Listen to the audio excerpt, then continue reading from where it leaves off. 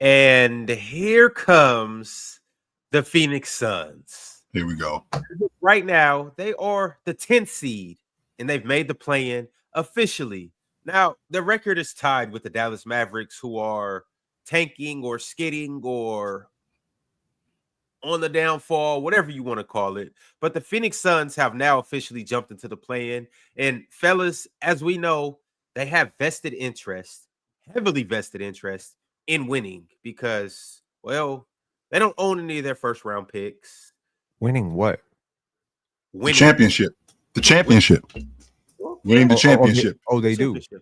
Winning the championship, man. They're vested in it. That's why they traded for Bradley Beal. That's why they traded for Kevin Durant. That's why they paid Devin Booker. That's why they did everything, because they're vested in winning it. Just because you invest in something does not mean that the money going to turn over, but you are invested in it. And Phoenix is 100% invested in it. That's a good thing to know. I'm just saying. I'm glad that's the goal. Would you say that they're not?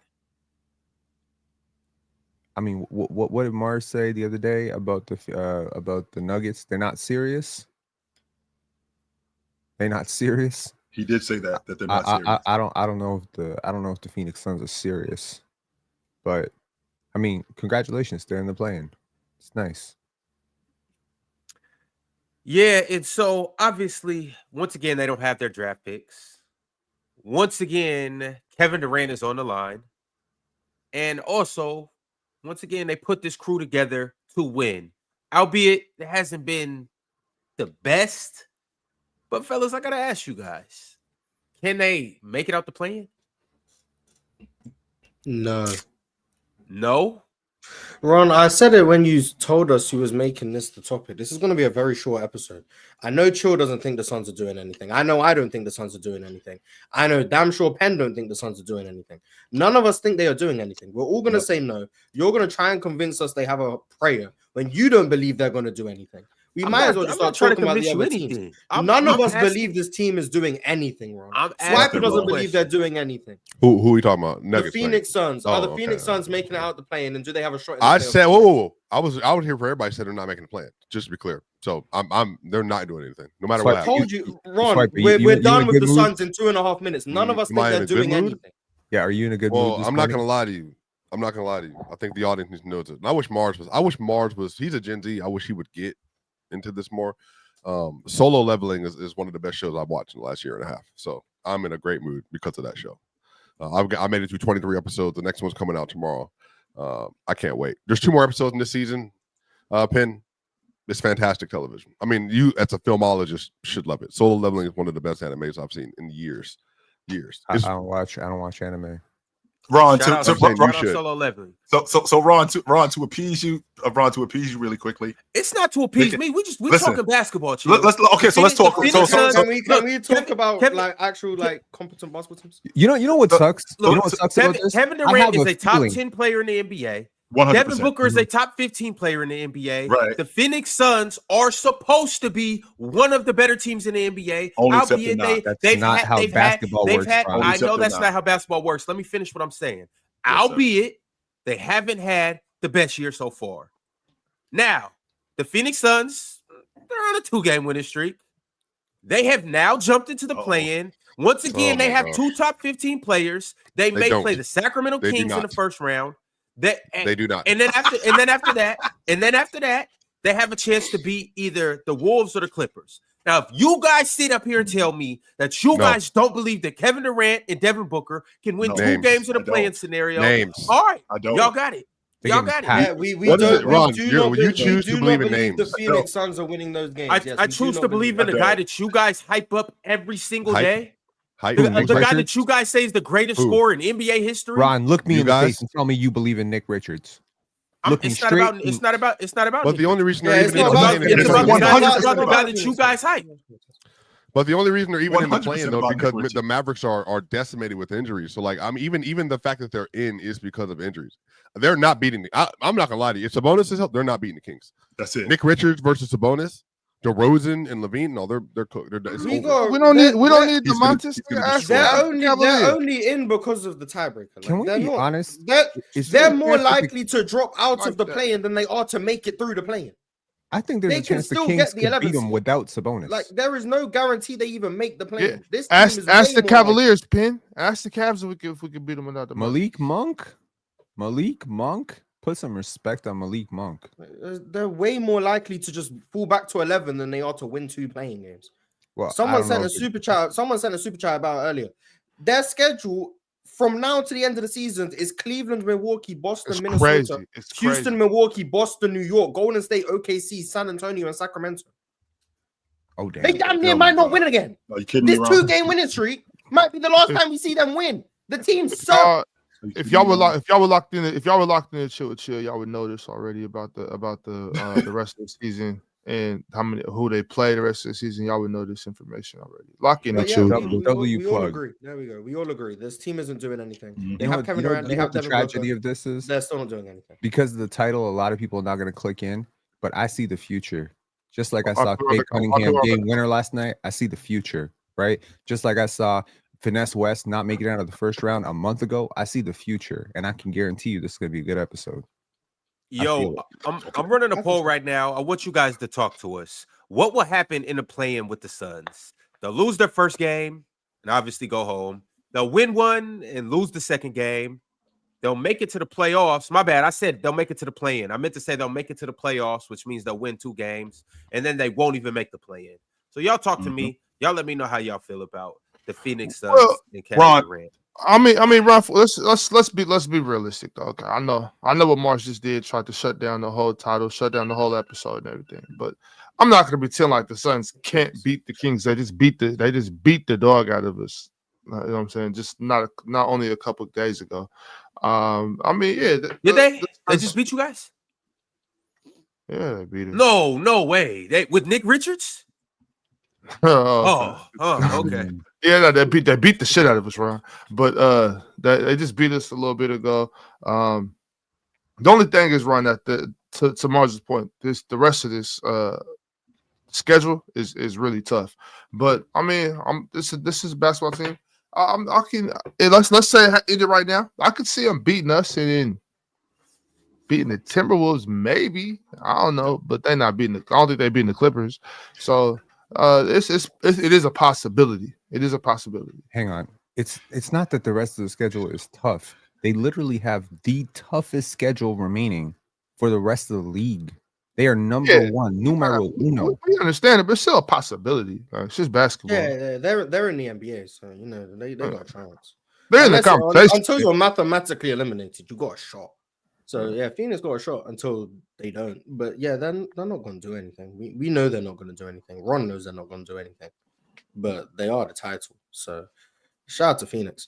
The if team's not good. If they were to get the 8 seed, oh, then they would lose in 4 games to OKC.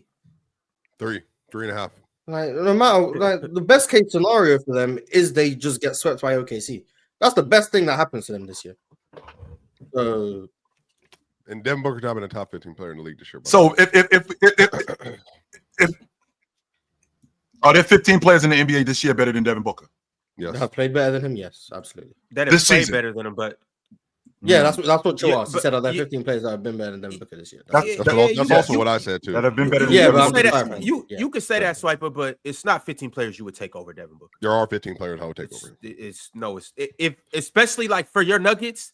I know this is adding. No, it's moving the goalposts a Swiper's little talking bit, today. moving the Swiper's goalposts a little bit, today. but Well- it's not 15 players that for your Nuggets that you would rather have than Devin Booker. What? Yes, there are. All right. Wait a minute. If- Wait a minute. I don't. Wait Why a is minute. this a thing? Wait a minute, Why is it a Swiper. thing? Okay. This is what I want to get to the bottom of and appease me for a second. Okay, so Cleveland has lost their last 3 games. They got them tomorrow night. How you feel about Cleveland? Cleveland. They gotta I go don't- to No Cleveland. one should care about Cleveland. Cleveland Okay, by so 26. So Cleveland blows them out tomorrow. If they decide to, I if mean, they decide to play, Cleveland clearly ain't all that. Yeah, Well, you know Cleveland, what? if they You know, the decide most to play, interesting thing about Cleveland, they no longer have the top record in the NBA. Shout No, out. they to don't. them. It's Oklahoma City I'm now. gonna Yes. be honest. Like we're at the point where that's important. They know they might see OKC in the finals. They probably want home Yes. court, Yes, Like, 100%. they That don't- is. or maybe they are trying to rest into the postseason. I don't know, but they could roll out of bed and beat Phoenix. Like they don't. Okay, so Cleveland's coming to town tomorrow night. You got Cleveland beating them in Phoenix. Okay, so then after that, 2 days later, Milwaukee comes to town. They haven't been great. So how do you like them against Milwaukee? They're both Milwaukee's mid, Suns are bad, so they could. Those two things aren't the same thing, right? So they Brook could Lopez is going to play in that game, so who knows? Right. So then so a week from yesterday, the Celtics come into town. How do you like them against Boston? They got a 3-game. They're currently on a 6-game, 5-game homestand right now. So Boston comes to town next Wednesday, and Boston has been really good lately. So how you like them against Boston? Which, by the way, you all know how I already know how Ox feels about Al Horford. They just got Porzingis back. Phoenix gets nothing from their 5 spot. 0. They get nothing from the 5 spot, and now they got Boston coming to town. How you like them against Boston? Boston might arrest everyone. Might have a Baylor Shireman masterclass. So they may beat them. Okay, so then 2 days later they got to go to Minnesota, who was in a dogfight last night with Indiana, but Minnesota's been playing really good. I think they won. I think they just snapped the 9 They just game. lost back-to-back to New Orleans and Indy, which is just like Cleveland has just lost back-to-back. Yeah, but Cleveland is not. I just feel like Minnesota have a lot more incentive to win than 100%. Cleveland does, and they've just dropped 2 back-to-back in games they probably shouldn't have lost. And they're in the playoff race right now. They're very much in the playoff race, and they're jockeying for position. I like Minnesota next Friday. I think Houston comes into Phoenix and smokes them. I don't think they beat them. I think they go in there and smoke them. Am I in the minority? I mean, we've smoked them damn near every time we play them. I think they smoke them. I think they go in there and smoke them. And then then they got to go to Milwaukee, they got to go to Boston, and they got to go to the Knicks. So the question should be, do they even finish with the 10th seed? I remember Anthony Davis is supposed to be coming back. Allegedly, this is what happened. They have been trying to convince him to shut it down, and AD's basically saying, I'm not going for it. I'm hoping. So AD is allegedly going back. I know he's with the Texas Longhorns. That's the Mavericks affiliate G League team. He should be coming back here pretty soon. Or Legends. I think it's the Legends, not the Longhorns. Yeah, the Longhorns are in Austin. That's the football team and the basketball team. But keep going. But he's supposed to be coming back. Obviously, with Anthony Davis on the floor, the Mavs have a better chance to win. So now the question is, at 33 and 37, both the Phoenix Suns and the Dallas Mavericks, who gets that 10th seed? 12 spots. The Blazers. Ron, they're only 3 games out. That's not crazy. That's only 3 games out. I don't think that's crazy either. Portland has a really hard schedule too. They just really hard. Last night, yes, though. they do. They have Cleveland, they have Boston, they have New York, they have LA, they have Denver, and they have Golden State left. But they have some easy games they lost too. to the Knicks. They lost to the Knicks on a buzzer beater. I mean, that was a dogfight in Portland. So that was a great game. I mean, that was an awesome game. The Celtics coming to town. I don't think they've beaten the Celtics. They just wrung the Grizzlies' neck last night. Beat them by like 20 no Ja. points. Let's no Ja in the lineup. So I think that might have something to do with it. They might play the Celtics and Jason Tatum might sit out. Jaylen Brown might sit out. You know. Man, we just spanked the Grizzlies too. Man, that's crazy though, because we just spanked the Grizzlies. Then we just spanked the Cavaliers, but we don't got no action. No action. We can't get one game off of them though. Who's it, I'm sick of y'all. What are you talking about? Don't worry about Sacramento. I don't got time. I don't got time to be disrespected and talked about like a dog for my basketball takes. Actually, the Trailblazers are 2 games out of the playoffs. That's the playing. I mean, I'm sorry. I'd rather the Blazers make the playoffs than the Suns. They at least they will compete. At least they'll play some defense. At least they got some people on the wings that that will go after it. I would love to see that. Tamani Kamara, more of it. Donovan Clingan, more of it. Scoot Henderson, more of it. I would love to see it. Anthony Simons, more of it. I would love to see it. We should all root for that. The Suns don't have no business in there. No Denny Avdia shutouts. Denny been hooping. He's been doing a lot. I just know this offseason that there's going to be some calls for him. And if I'm the Trailblazers, I'm not interested in any of them unless you're talking about something substantial. I ain't interested in coming off of Danny Avdia. I'm not. What did they get him for from Washington? What was that trade? A bucket of extra crispy and a six It was pack. Malcolm That's what we got Brogdon, him right? for. Malcolm Brogdon and one of the pick. picks, like the 15th pick or something. Yep. What's going on with Malcolm, anyways? He being a vet. He's a free agent. He's not. I don't even. Yeah, he ain't even in Washington. No, he there. He's just not playing. Is he there? I don't Yeah, never yeah. see him play. Oh yeah, He's mentoring. yeah, he a vet. That's what he Garrett Temple. He'll get a nice Basically, little 1 year deal next year. Approve it. Yeah, I like Malcolm. I would love to see him on a contender. He's I want to gonna go be on- back to. He's but basically on a minimum. since we on Phoenix, Swiper, you because you're very much a right now guy. Swiper, in your estimation, give Where me does this come 15. from? It's not Well, true. you are a right now guy. In But fact, if I did that, never mind. Go ahead. you always talk to me about being a right now guy. I'm Well, sorry, Swiper Ben. is a visionary. He sees 10 years Visionary. ahead. Come on. No, he's always a right now guy. In fact, today, Swiper, give me 15 guys better than Devin Booker. 15. Jared of them. Jackson Jr. has been better than him this year, and he's been a top 15 player this year. Facts. Okay. Is he better than him though? No, We can do the this year thing. This is what we Well, doing. the question he was asked was who have been playing. Actually, better he than is Booker. better. Who is I'll say played? that Give me confidently. 15 he guys. has not historically been better. That- No. 15 if- guys. if he- I'll if give he's- you. It was no question asked if he's been- Swiper. if I he's said he was a been top playing 15 better player. from- Swiper said he's not. Ron, if he's been playing better from October to March, he's better. Okay, can we get off of that? Well, we don't Yeah, got time also- for also he's playing J- better. He's better. If he's been playing better since October to March, he's better. Okay. Okay, Jaren also 25 years old. Can we be real about that? But he's still young. That's still very young in the league. Still So- very young. It ain't about And age. he's been We're not trending talking up about every year. who we draft. Who we draft first? We're talking about who's better. Yeah, No matter he's who- better who- right now, and he's younger, and he's been getting better every single Yeah, year. and I'll trust that. and that's track what record. that's what we're talking about right now. So, Swiper, I stay had- focused. So Swiper, we have Joker. Let's just do the All NBA teams right here. So you got Jokic, Giannis, Shea, Tatum, and I'm gonna assume based on it that he'll play the rest of the year. I think Brunson. I don't think Mitchell's not been better than Brunson. So I would put Brunson. I think it's Donovan Mitchell, but go ahead. Well, yeah, but because of wins, not because of play. That's what I'm saying. Because of wins. Mhm. And then after that, Mitchell, Cat, LeBron. LeBron. Mhm. That's probably five. That's probably the five for the second team. Mitchell, Cat, LeBron, and who else did I say? You said Mitchell. You said Mitchell, Mitchell, LeBron, Cat, Ant. You said LeBron, Ant. Mitchell, Cat, Ant. Who's number And 5? probably this year. I think it's Mobley, but go ahead. No. Triple J better than Mobley. No, he isn't. Oh yeah, I'm not gonna agree with that. Yeah. No, he This isn't. year, the second team All NBA. That's tough, dog. Because there's so many injuries. Is Cade ahead of him? Are you taking Cade? I'm taking On the Mobley. second team. Yes. Cade making third team. Let's fill out the third team. So then Okay. Cade.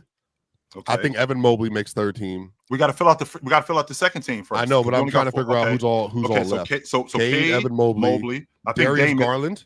I think Dame is an All Pro this year too. Did you say Steph? You did No. not say Curry. So Steph is Curry. Steph is the other one. And then Mobley, Steph. Who else I said you?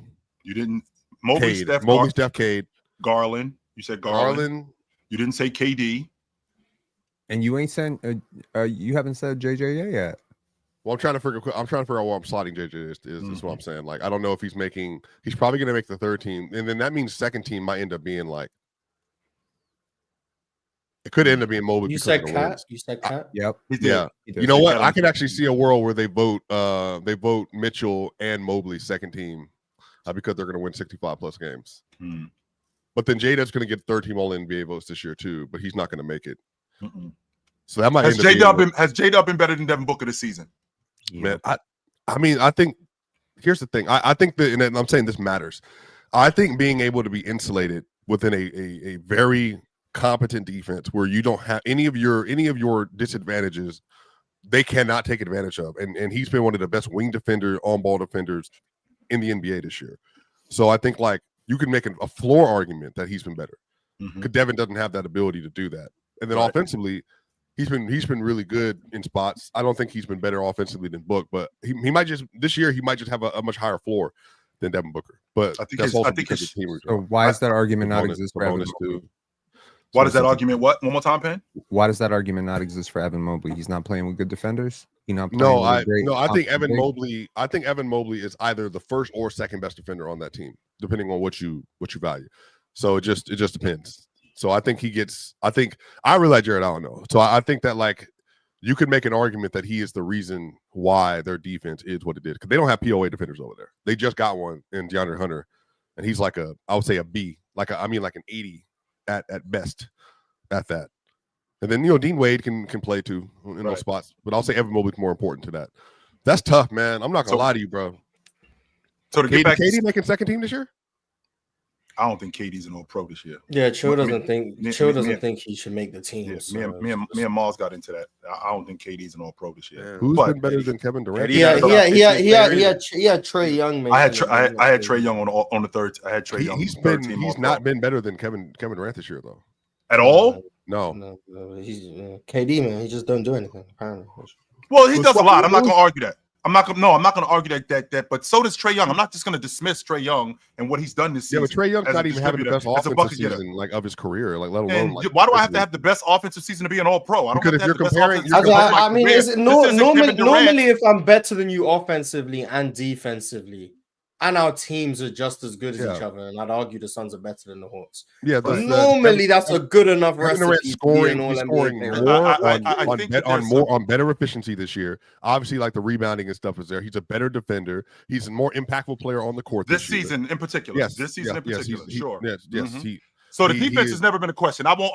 The argument on the defensive end, I won't argue that. But Mars, games. Yeah, I won't argue that. But on the as far as the team, Mars, I'd like to have some context put into that, please. I understand you talking about the best conference, the better conferences, right? So the Western Conference is a better conference than the Eastern Conference, even though we were up here arguing less than a month ago when we went down the top 6 or 7 teams, and you yourself said he's shooting. Yeah, that's the issue. He's shooting better. Kevin Durant is shooting better from 3 this year than Trae is from the field. There's a name y'all forgot for All NBA. I didn't even hear him brought up. Tyrese Halliburton. Yeah, I think the early he's been better than Booker as well. But can Chill get back to his KD doesn't deserve to be All NBA argument, please? May I? If Miles and I were having a conversation, please. So Miles, as I was saying, just the other day, you and I were having a conversation about the top 6 or 7 teams in the Eastern Conference, and then I think you said it got tricky after like 7 or 8, which means that the competition level that you had mentioned being tougher in the Western Conference, the top half of that has been tough off the strength that Atlanta, before they lost Jaylin Johnson, it was tough. Now, when they had Jaylin Johnson in the lineup, they were only 2 games under 500 against the Western Conference. I mean, they were 3 games under 500 against the Western Conference. The Phoenix Suns, I think there were 4 games at that point under 500 against the Western Conference. So the teams weren't that much in terms of a divide. When you lose a 20-10 guy like Jaylin Johnson, that affects your crew tremendously. They go from being a top 5, top 6 seed to now being in the play-in tournament. That's a big deal for them. And Trae Young was playing really good during that time when they were winning. So I can't completely dismiss the idea that Trae Young has been an All-Pro. Now, since he's lost Jaylin Johnson, he hasn't been great. I mean, since he's lost Jaylin Johnson, he hasn't been exactly that, but he's still been awesome. Kevin Durant, on the other hand, I mean, I won't argue that Kevin Durant is a bucket getter. I won't argue that. And I do think that he's a better player, but I can't just dismiss what Trae Young has been doing this season. Well, hold on. So, but even if you're doing the Hallie, like what's Trae Young's primary responsibility? As the lead guard, his primary responsibility is to raise the floor offensively. Right. Play. And he's done that worse this year in Hallie, like across the board. So, like, that's what I'm saying. Like, he's not even. If you're just comparing him to like based on all the way across the board, guard. When you say all the way across the board, I mean like in the Hallie this year. I mean, as remember, he started off terrible, and then but he's averaging 19. Trae Young didn't. But that happened, and then that was the first like 15, 18 games of the year, and ever since Hallie's been going. So he's averaging 19, 9 assists. 1.5 steals. He's shooting 47, 39, and 86 from the field this year. Sure. Better on the court, better offense on the court, better defense on the court than with Trae Young. So I think that's the issue. Is like Trae Young is just has not been as impactful as KD or as Halliburton this year. How has he not been as impactful? And you guys are going to run to the record and say that they're losing. No, I don't have to. Your records are damn near the same. And you guys are going to forget. No, because you're going to forget that he lost his second best player for the No last one's 33 gonna say games. A 20 and 10 guy too, by the way, Ron. Not don't understand why. just a second. No one's running The to the team's, right. the team's second or third best to finish. So you guys are saying he hasn't been more impactful. How has he not been more impactful when they Would you were like me to winning? tell you? When they were winning, when Jaylin Johnson was there, Jaylin Johnson goes out. Now they're losing and they've fallen down.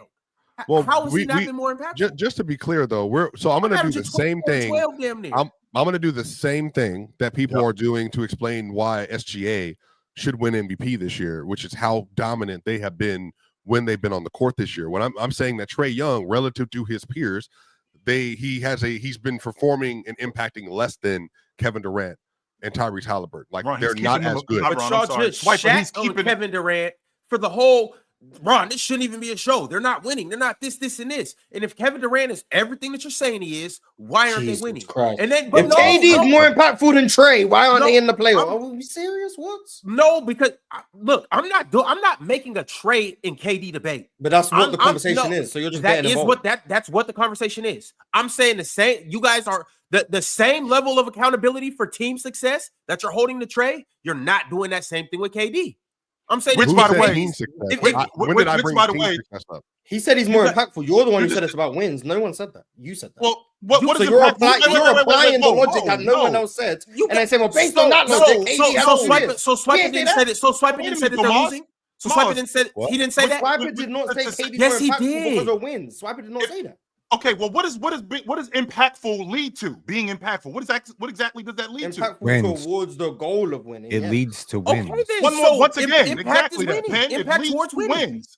And the aim is to win. I can be more impactful than you, and I'm still losing, just like you're still losing. I'm still more impactful than you. And right, how's that foreign concept? It's not a foreign concept. So is KD's impact not towards winning? Or is he? No, I understand what Mars. No, I get it, Mars. I get what you're saying. I get. Yeah, I'm gonna ignore Ron because I do too. And I'm asking the question: Is KD impacting winning? Yes or no? What I'm trying to make sense of is to the best of his ability. Yes. KD is currently on a crew. KD is currently on a crew with it's him and another guy that's both averaging 25 a game. These how many guys in the league are doing that? That includes Damian Lillard and Giannis. And don't tell me that it doesn't matter because that's what we look today. Though the Bucks are clearly not better than the three teams ahead of them, even with two players doing that for a reason. We are beyond players points per game together. We're beyond having two really good players together. If the roster construction sucks and the teams are not properly built, you're not winning. The Denver Nuggets have two players averaging 20 and 6 this year. What does that mean? They can't guard a lick. They are probably not going to win.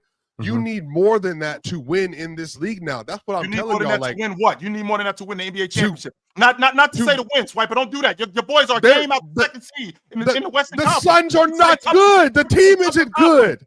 The team is not good. That 20 and 6, that matters. That they're winning. They might not win the NBA championship. But again, just to be clear, you're comparing. I'm bringing that up to say they're probably not winning the title. The difference between the Suns and the Nuggets is the Nuggets have the best in the world, who's the best floor raiser in the league. Therefore, they can get to a certain level. Kevin Durant is not at that place in his career anymore to do that. But neither is Trae Young. Neither is Trae Young. Talk about KD as a scorer, Ron. Because the issue with if we're getting to a basketball conversation, this is my actual issue with the Trae Young conversation.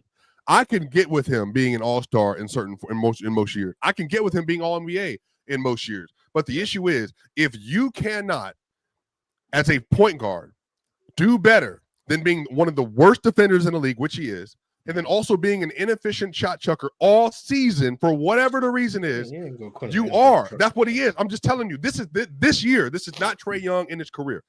This is not me saying he's not like a great player, not all NBA. This year, he has literally had one of his worst shooting seasons, in part because of the Jaylin Johnson injury, sure. But this whole year, he's been chucking and missing. I think he's still a really good playmaker. I still think he's a very valuable scorer.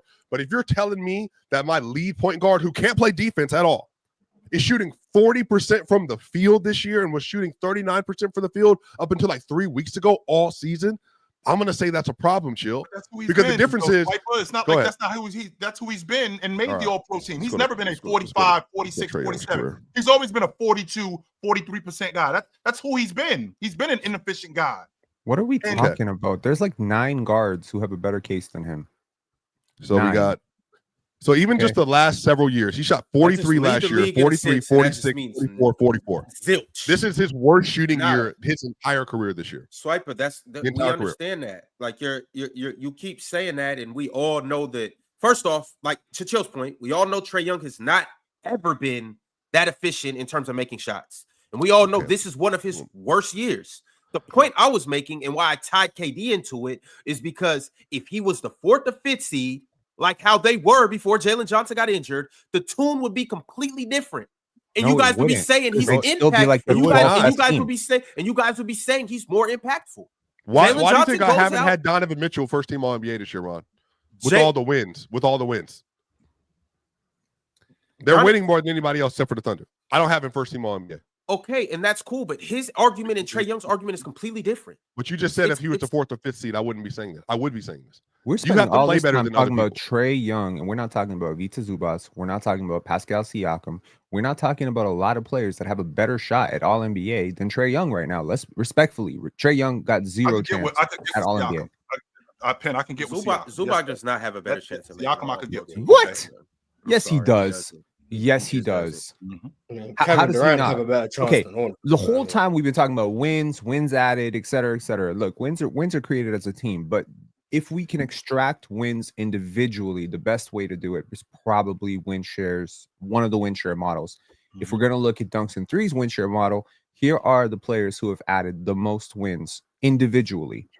Any guesses as to who's number 1? Shea. Yes, number 1, Shea, Jokic, Tatum, Giannis, Anthony Edwards, Donovan Mitchell, Zubac, Cade Cunningham, Pascal Siakam, Steph Curry, Darius Garland, Tyrese Halliburton, Derek White, Jaylin Williams, Devin Booker, Jaren Jackson, tied, Evan Mobley, James Harden, DeMontis Sabonis, Damian Lillard, Victor Wembanyama, Karl-Anthony Towns.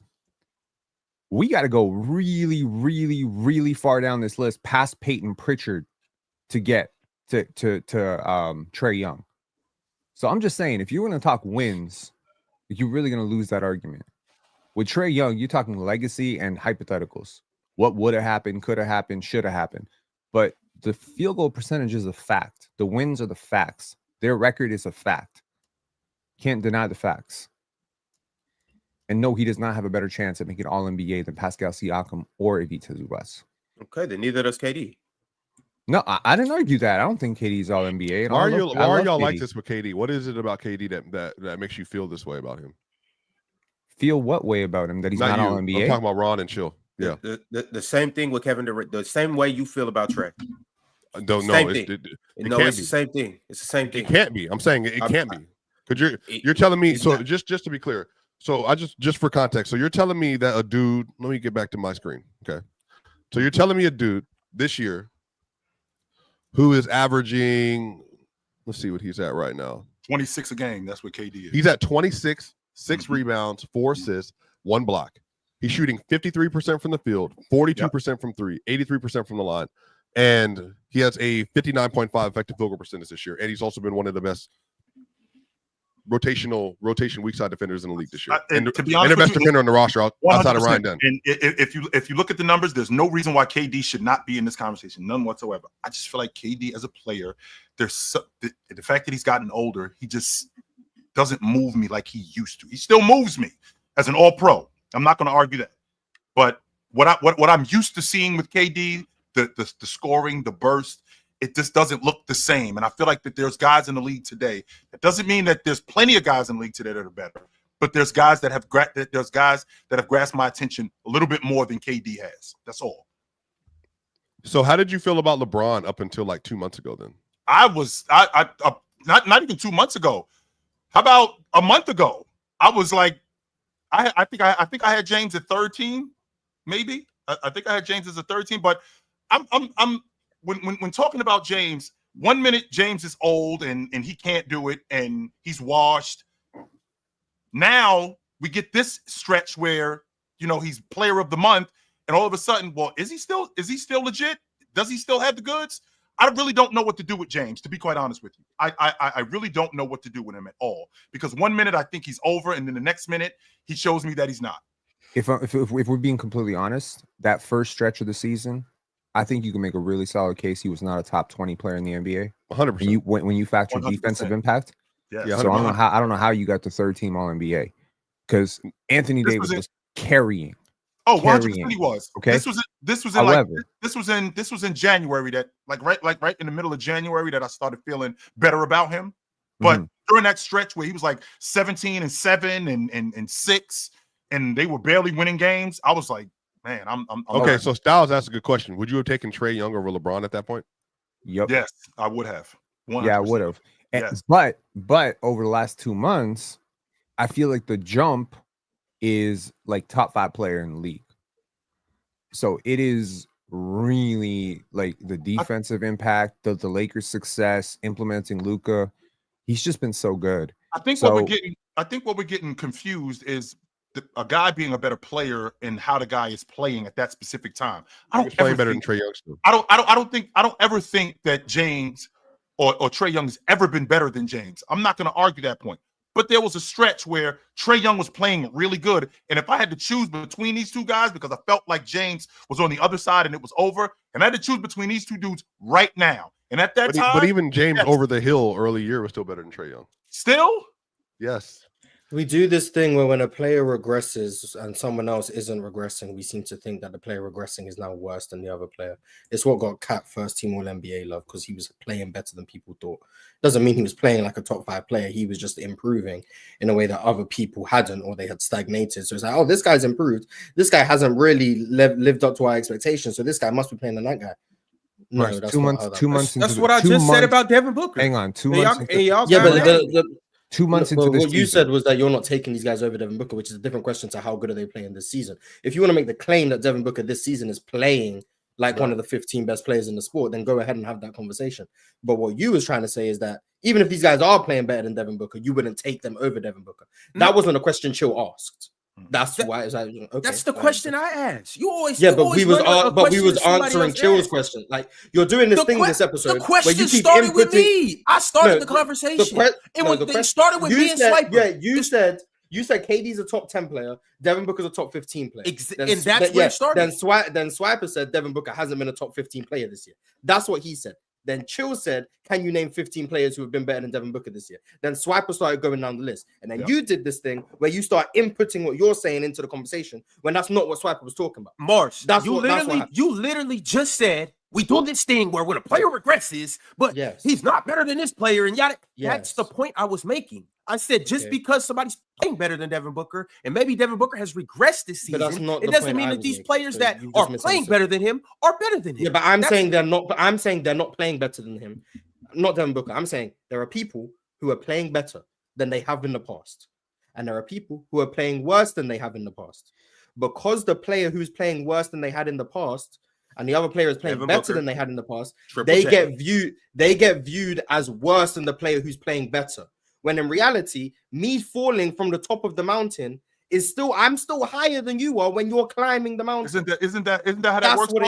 Isn't that how that works when you start getting closer? And that doesn't necessarily mean that you're a better player, but the fact that you're playing worse and I'm playing better, I'm getting closer to you at that specific time. It doesn't necessarily mean that I'm a better player. Even if LeBron James fell on a skateboard, like was going from the top of Everest on a smooth path on a skateboard at 1,000 miles an hour, Trae Young could sprint as fast as he wants. The gap between LeBron James and Trae Young is still half the mountain. So even if I'm regressing, I'm still 3 times. Hold on. This is what I don't understand. This is what I don't understand. This is what I don't get. How do you? You can't say no. You can't say no to something is true. Trae Young, LeBron James, No, this is not disrespect. This is your. Wait, who's being disrespected? Go ahead. Who's being disrespected? Trae Young is being hella disrespected. Why? Because he wasn't close to LeBron. Facts. Because LeBron is 40 years old and you're talking about doing anything better than you. I'm still a more powerful player than you. 39-year-old. What does that mean? If I'm still playing better than you, Chill. You are a better player than me, but you aren't playing great. I am playing great, which means that the gap during that time is closing. Wait, what is He this wasn't time? playing Wait, great, though. What is The way this you're talking time? about What is Trae this Young, time? I feel like you're talking about like TJ McConnell or something. Like What? Like What? No, Mark, I'm Stan, thinking just during that's that time how- when Pin, James Pin, just around don't add 17, that's an 17. ad-lib. That's the time not that I'm that's thinking. not Oh, relevant. so I'm that not like saying it's 6 TJ game McConnell stretch at or all. the Yes, longest that's time? Not he's not TJ That's what McConnell I'm at all. thinking. No, That no, time. when you say the gap is half the mountain between a prime, Yes, LeBron all James. NBA, hang on, Even hang on, last hang on, year. hang on one second. We're not talking about some unproven playoff Nah, he performer. all We NBA. had but no, you no, just hang telling on. me Pascal Hold Siakam. on, no. This is what drives me crazy, Swipe, because we start talking about a dude who's going through a tough patch, and we can all acknowledge that Trae Young is not having a very good season, and the Atlanta Hawks are quite frankly injury riddled right now, and they're going through a rebuild, and they're implementing a lot of new pieces. But let's not talk about, we're not talking about one of the premier stars in the NBA right now. Yeah, Let's not Pin. talk about like, oh my God, like, the top of the mountain, Everest, he's going 10,000 miles an hour, and Trae Young can sprint as fast as he wants. The Cook his distance is ass, half the man. mountain. Like, what the hell? What kind of mountain are you on right now? I mean, Trae Okay, Young, just to be clear, I had Triple LeBron threat, James. Young, Pin. Eastern I had Conference Finals, LeBron best James. player. What are we Just so- doing here? Hold on, This so is Swiper. just Wait. fine. You just gotta so flip the the audience patty. Flip the understands patty this. on him right quick. I Flip said the patty on last him. year LeBron James was better in the regular season, and I want him in a 16-game format over Tatum to Chill's face. I want people to know exactly where I had LeBron last year. I said LeBron, Kawhi, and KD were better You did say basketball players in the regular season than Jason Tatum last year. So You did just so say you know where I'm coming from, LeBron James was damn near Delusion. first team All NBA for me. So what I'm saying is him falling from that level to where Trae Young is a gap between a MVP-ish level player to a third team All NBA level player. What I'm Nobody else saying thought is a LeBron was precipitous MVP drop last year. for LeBron James. That's you. I'm talking me. I'm saying my context about LeBron. Trae Young has never existed in that format. So what I'm saying to you is LeBron, even when he wasn't playing as well as we would have hoped and liked, was still miles better than this version of Trae Young this year. At the end of the day, at some point in time, I know for a fact we have to be able to have honest dialogue about a player. I think Trae Young's incredible. He's one of the best playmakers in the league, arguably top 3 or 4 passer in the sport. That's what he is. I watch Trae Young. I live in Atlanta. I go to the games. I see him. He's a really good player. But if you're comparing him next to Kevin Durant, LeBron James, or Tatum, whoever else was in that ilk of player, I'm going to say there's a very, very far gap between Trae and those players. I'm not even talking about the Jokic's and the Giannis's and the Lucas and Has even Trae ever been a SGA now. top 20 player? Who? Has Ever? Trae Young ever been a Yeah, top 20 100%. Yeah. Has he ever been a Absolutely. top 15 player? It depends on what year. Maybe. I couldn't tell you. Frank. the top Okay, then the 15. gap ain't half the mountain, Swiper, because then that No, you're there's basically saying gaps. half the There's gaps between numbers. So so I don't want to be disingenuous. Okay. There's 4 players. There's a major gap hold on. between Beginning of 12 and this year, 13. at the beginning There's of a this major year, gap between 2 and LeBron 6. James How looked about like that? he had fallen off a cliff, bro. At the beginning of this year, I'm not denying what he's been doing for the last 2 months. I'm talking about where he was. I'm talking about where the Lakers' defense was. I'm talking about where his defensive impact was. LeBron He was higher than Trae Young's. Okay, Fellas, I agree with fellas, that. I gotta Pin, hold that thought, fellas. Everybody relax, because y'all know what time it is. And once again, ladies and gentlemen, we are going to get right back.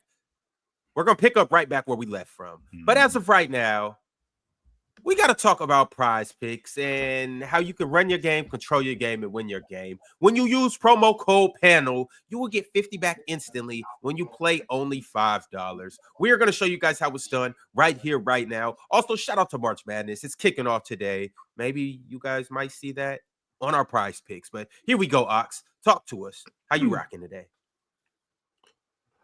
Today we're going points and rebounds. So starting with Jonas Valanciunas today against the Chicago Bulls.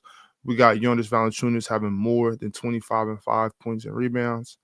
Draymond Green against the Toronto Raptors. We got him having more than 16 points and rebounds.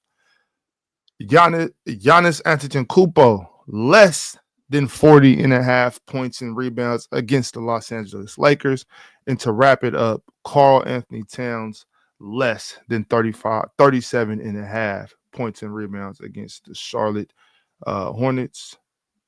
20 to get us 200. 20 to get us 200. You can't ask more than that. You took the less on Giannis? Yes. It's gonna be a blowout. That's why I'm assuming. Okay. Is that the logic? He's The gonna be logic, resting. He's gonna the be resting logic the is that he's gonna have less than 40 and a Yeah. half points. 40 and a half. That's the logic. However, Yeah. it happens as long as it happens. All right, that's how we rocking, y'all. We are gonna stay on KD. Chill. I know you got to leave a little early today, but you sent this into the group yesterday. Obviously, we talked about the Phoenix Suns. You guys are adamant that either A, they don't make the play-in, B, if they make the play-in, they're getting smoked, and C, that means that the Phoenix Suns are going to have some tough decisions to make in this offseason regarding specifically Kevin Durant, potentially Devin Booker, and other spots on the roster. But specifically Kevin Durant, it's looking like if they don't have any type of postseason success, he will be moved. Well, Chill, you sent this to our group chat, and this has Kevin Durant getting traded to the Los Angeles Lakers for Rui Hoochie Mama, Austin Hillbilly Reeves, Dalton Connect 4, and 2 first-round picks, a 2029 first-round pick and a 2030 first-round pick swap. How are we feeling about this, Chill? You The Lakers wouldn't do let it. us know. No way. No way am I doing that. And For who? don't give you give up if you're the Suns. if you're the Lakers. You give up. I feel like you give up young talent with the idea that you're going to win it. Like to get KD with James with Luka. I mean, are we winning it with them 3 guys? Is that? I mean, I know that's the goal, but are we winning it with them 3 guys? Or with what we have right now we get to see that for the whole season with James, with Rui, with Austin Reeves, with Dalton Connect. And on top of that, with KD, who still I think he's got 2 more years left on his deal. With the money that KD is making, that's going to push him into the second apron. I'm not interested. And they got a really good value. They got a really good deal on Austin Reeves at like 13 and a half or $14 million, which I love that contract, by the way. I don't think Love people that realize how contract. high the Lakers are on Austin Reeves. Yes, they are. 36, 37-year-old Kevin Durant for them would be they're not doing it. They do not believe that they would Austin Reeves at this point. I don't think you can move for Jaylen Brown, Kevin Durant, Brunson, Straight up. Pat. Brunson? No, I don't based on how the Lakers, not me. Swiper, if the New York Knicks called up, if the Lakers- New York Knicks called up the Los Angeles Lakers and said Brunson for Austin Reeves today, are they doing it? No, because In they your would feel like estimation. they think out. they're getting 80% You've of lost what Brunson Bermudo is. officially. Oh, relax, You Swiper. just said some crazy things today. You have officially He lost didn't the say Rocky. he wouldn't. Take a He deep didn't breath, say he Swiper. wouldn't. Relax. He said Oh, Rob Y'all need. Pelinka. You know what they're going Yes, to tell yes. you. Oh, You know what we get what he's saying, Pin. Either way, Rob Pelinka's doing that. Swiper. They're going to tell Swiper. you that Brunson Go- is a worse defender than Reeves. He fits worse because he can't play off ball with Luka and LeBron. And he's on more top of Why that, can't he play off ball? And Austin Reeves is already a developing playmaker and on-ball creator. We have everything we He need. and finna $12 pack million Austin bad. Hang on. He What finna about the money? pull up. He Oh, he's finna not. pull up the Austin Shit. condo He- and be No, like, he's not. I love you, young fella.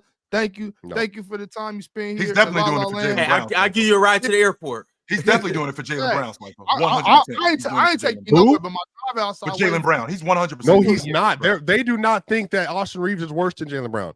They don't. They do not. He told you that, Swiper. He told you that. I can damn near tell you with 100% fact. They, especially the folks that no, you no, can't. 100% you no. Hey, the Jaylen Brown one, I'm not going to push back on that one. Jalen Brunson, on the other hand, Worse nah. defender, more expensive. That's what they're going to tell you. Nah. Can't play off ball.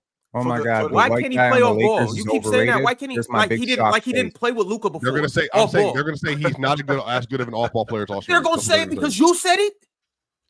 I'm sitting here telling you. You're saying that he well, can't. as somebody Yo, who do you- feels like do they're you- pretty connected. I'm to them. I'm just saying they're going to say he's not a good off ball. Respectfully, Swiper, I just okay. don't. So, I'm telling you, the off ball movement that you're saying. First off, I just think it's completely wrong. Playing off How? ball is essentially catching and shooting for Jalen Brunson, Huh? and he No, can it's for not. Jalen Brunson. No, I'm saying for Jalen Brunson, he can space the floor out with LeBron and Luka.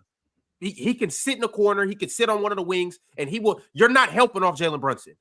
I promise you, if you have Austin Reeves in this corner, you have Jalen Brunson in this corner, you're helping way more off Austin Reeves than you're helping off Jalen Brunson. He provides spacing for LeBron and Luka. What? Do you need me to You said repeat you're that? helping more off of.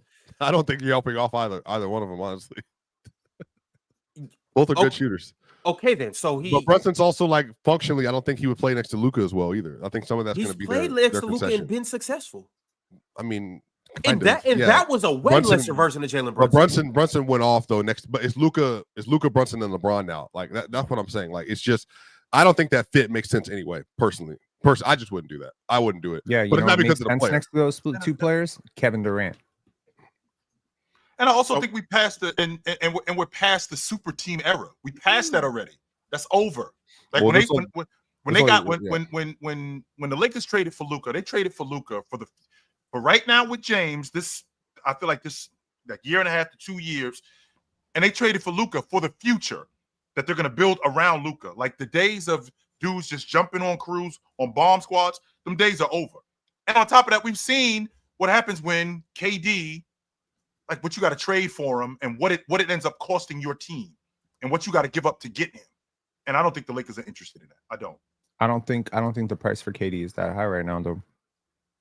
I'm gonna be honest. The Suns are in a really bad position. They're not in a position to negotiate very well. They're obviously not very good at negotiating to begin with, and everybody knows it. Everybody knows they're in a desperate situation. Everybody knows that they got to blow this shit up. I don't think like you're gonna get some bidding war for Kevin Durant right now. His value is not high. 26 a game guy that's still a bucket getter. I mean, I know he's long in the tooth. Not an all NBA player anymore. KD is long in the tooth, but he's still got the goods. 100%. Oh, I think he's fantastic. I think he's fantastic. It's just unfortunately, you know, you're only as good as the situation, and the situation unfortunately is being colored by the second apron. And he makes a lot of money. He's a very expensive player. Now, I think KD is going to age like fine wine.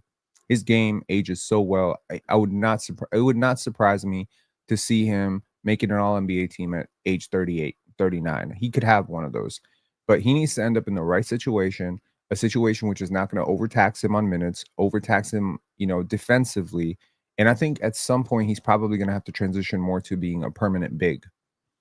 Pen, is there a world where as long as KD is on your crew, like we manage his minutes? Because I feel like he's always going to be looked at as KD. I don't think he's ever going to be in a situation where he's not looked at as KD, the bucket getter, the guy who scores in bunches, the guy who scores in the meat and potatoes of games, the guy who's always been a great scorer. I think he's always going to be looked at that. So yeah, I don't care about the delusion of other people. I feel like we can all agree that there have been like I'm just talking about from three iterations. I'm not talking about fans. I'm talking about from an organizational standpoint. I don't think there's ever going to be a world where a team doesn't see KD as a bucket getter. Well, what does that mean, Chill? Like what that means is number one option. What something to that effect. Yes, I don't think there's ever going to be a world. I think KD. The reason why I feel like that is because I feel like KD is always going to be, until he retires, I feel like KD is always going to be a 25 a game guy. I can't see KD as an 18, 19, 20. Yeah, but you don't have to. But you don't have to be the number one option for him to. KD could be your fourth option and get 23. Like he just exactly. Really? Okay, first of all, KD's like the most. Wow. I want to say he's the most. You know, some people might say he's not the best scorer in NBA history. That's fine. I say he's the most effortless scorer in the NBA ever. The most effortless. I've never seen anyone like do less and do more at the same time. You know what I mean? Like one dribble, pull up, boom. Like he doesn't break a sweat, and he could have 30, and you don't even know he's there. So he's like, and he's so portable. He's probably the most portable player. Am I stretching it to say he's Mars? Am I stretching it to say he's one of the 5 most portable players in NBA history? 5. Name 5 better. I said one of the 5 most portable players. I heard what you said, Penn. I'm hedging my bet by saying we're talking about plug and play. That's what you're talking about, Penn. You're talking about plug and play. I'm saying literally, I could put him on any team in NBA history, and he fits in perfectly. He doesn't take anything away. He adds. He's always additive. Right? Defensively, I don't have to cover for him too much. He's pretty positionally versatile. Offensively, I don't completely need to change my system around him. So yeah, he's really plug and play, and that adds something to your trade value. But I also think, you know, the way that he's getting buckets. Like yesterday, we were having a conversation about SGA being a free throw merchant, and I brought up KD's free throw numbers from 2007, 2008, all the way to 2014, and it was like, holy shit. KD used to really get to the line. He used to really get to the rim. He doesn't do that much anymore. So you could still get 25, but you're doing a completely different process. And I feel like there's one more iteration of KD, which is going to be more of like stretch big KD. You know what I mean? Yep. And that's great because he's got the long arms and he's a super smart player. And I feel like he could still, you know, I feel like in a lesser role, he could do even more and he can extend his career. So I'm thinking of situations where KD would be just an ideal fit. And I'm thinking Minnesota. I'm thinking Minnesota. All right, fellas, we got to make a quick transition right quick. So before we do anything else, for everybody that's hungry out there, I just want to let you know about an app called Factor Meals. Well, what Factor Meals does is they make ready to optimize nutrition for any time that you may need it. Factor Meals has chef-made gourmet meals that are, well, easy to make and easy to eat because they taste so good.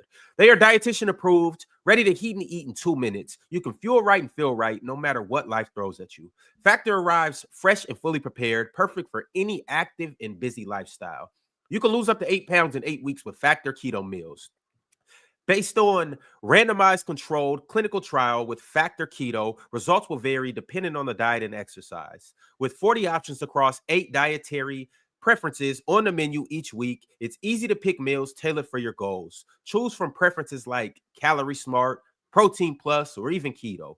Factor helps you feel your best all day long with wholesome smoothies, breakfast, grab-and-go snacks, and more add-ons. You can reach your goals this year with ingredients that you can trust and convenience that, quite frankly, you just can't beat. So eat smart with Factor. Get started right now at factormeals.com/playerschoice50off. Use code playerschoice50off to get 50% off your first box plus free shipping and handling. That's code playerschoice50off at factormeals.com/playerschoice50off to get 50% off your first box. Go right now and go get your first box. Also, ladies and gentlemen, the Gametime app is where you need to be come playoff time in the NBA. You got 7-game series that are going to go down to the wire, and the environments are going to be crazy. This is going to be something that you aren't going to want to miss. It's going to be magical. But hold up. Buying the tickets, now that's where things can get a little tricky, unless you have the Gametime app. It's the MVP of all ticketing apps with no competition, period. So let me break it down for you. Gametime makes buying tickets easy as possible. 2 taps on your phone and boom, you're in. You want to see the seats before you buy them? Don't worry, they've got it. Don't want to deal with sneaky all-in fees? Don't worry, they have all-in prices. Oh, and last-minute tickets. That's where Gametime's like, don't even sweat it. We've got you up until tip-off. That's good stuff. So take the guesswork out of buying tickets with the Gametime app right now. Download it, create an account, and use code CLNS for $20 off your first purchase. That's once again CLNS to redeem $20 off your first purchase. Download Gametime today and get in the game with the app. All right, Chilltown, before you got to bounce, it's a couple super chats that were addressed to you, so I want to just read these for the people. The first one that I have, hold on, bear with me. It is from Teddy Hart. Teddy said, chill. Maybe KD's situation team-wise may be the cause of what you were saying. A new contending situation may revitalize him the same way we've seen a different LeBron as of late compared to the beginning of the season. Well, that's somebody jumping on James's team. That I feel like that's what revitalized him. I mean, KD jumping on somebody else's team, it hasn't been exactly.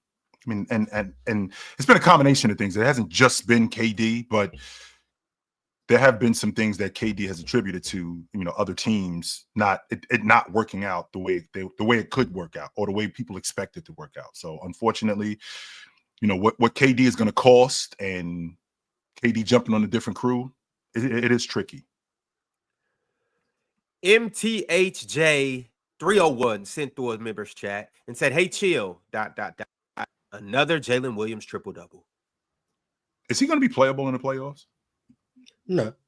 That's what I'm thinking, Moss. That's what I'm thinking. I think this is fool's gold, but I don't want to say it because I'm really high on Oklahoma City. I just feel like they get him in one of these playoff series, like against Denver or somewhere like that, and it gets real tricky. So it's Denver. Is Denver the only team? Like who else? Who else is he No, unplayable? I'm curious to know why is he unplayable. Well, first of all, him being able to stretch the defense, he could do that. But I mean, your margin of error when playoff time comes, it gets real tricky. So to play against a team like Minnesota, where as a rotation player, there's not a lot of margin for error, and him having to deal with guys like Julius Randle coming downhill and being in foul trouble, he could be unplayable in that series. That could very well happen to him. Same thing against the Clippers when they play against if they end up playing against the Clippers or somebody like that, who the Clippers score at a high level and they mismatch hunt a lot, and they would hunt him like the same thing they did with Evan Mobley with him on Leonard or him on James Harden. That could get him out of the lineup, completely just take him out of the lineup. So I think y'all be hating on Jay Will. Mm-hmm. I mean, he cool. I mean, he can play. I'm not gonna argue that. They got Hartenstein and Chet. They don't need him to play in the playoffs. That's a reason why they have two bigs, so they don't have to rely on Jaylin Williams as their backup center. He's cool when you run the offense through him. He's a good player. Like a lot of NBA players are really good really good basketball players. Not every NBA player is a really good basketball player. Yes, they are. It's about how do you fit when the team isn't running through you. When he starts and they don't play Shea and they don't play Isaiah Hartenstein and they don't play J-Dub and they don't play all of these guys. Right. Merry Christmas, Joe. See, the offense runs through him and he's the hub of the offense and he's one doing dribble handoffs and he's playing at the elbow and he's playing up here and all of those things. He looks really good. And then when Shea's back and then when Isaiah Hartenstein's back and then J-Dub's back and he has to play a role. And then you realize this center who can't protect the rim, can't play drop, can't play at the level, can't move in space, and his value offensively is being a hub when we have the best on-ball creator in the NBA. Yeah, all of a sudden you're not that playable. Like that's the problem. Is Jaylin Williams a talented basketball player? Very talented basketball player. Very talented offensively. Can shoot the ball, can pass the ball, reads the game very well. Very high IQ. All of those things are amazing. But how does he fit when you have to scale his role down? Not very well, and that's why he's not going to be playable in the playoffs. Not because he's not a talented player, but because his role, his best attributes don't scale down well with what OKC need to maximize themselves as a team. It all comes down to what maximizes the team, not what maximizes Jaylin Williams. Because respectfully, you don't maximize OKC by maximizing Jaylin Williams' skill set. But that doesn't mean he's not a very good basketball player. But for the NBA and for what OKC need, he's not going to be very viable in this postseason. But that doesn't change how talented he is when you run the offense through him, as we've seen in that Portland game and then you've seen last night against Philadelphia. So shout out to him for that, give him credit for that, but then also acknowledge that in the playoffs it's not going to be like that, and that's perfectly fine. All right, fellas. We had a few different debates that we got into in the first hour. Is there? I don't know if we got to finish everything or if everybody got to finish any of their points. Is there anything that you guys want to get back off your chest from that first hour? We talked about a lot of different iterations of KD and different things, and the Suns, Trae Young. I would just say I appreciate everyone up here and their valuable insight to that conversation. I think everyone up here brings something to the table. Nice. I'm running a poll on Twitter right now. Who's been Kevin Durant's dominating? Yeah, Kevin Durant has 80% of the votes. So at least, we're talking Kevin Musk on Twitter. At least the people who are aware of my Twitter page understand the game of basketball. So how many of KD's burners voted on that?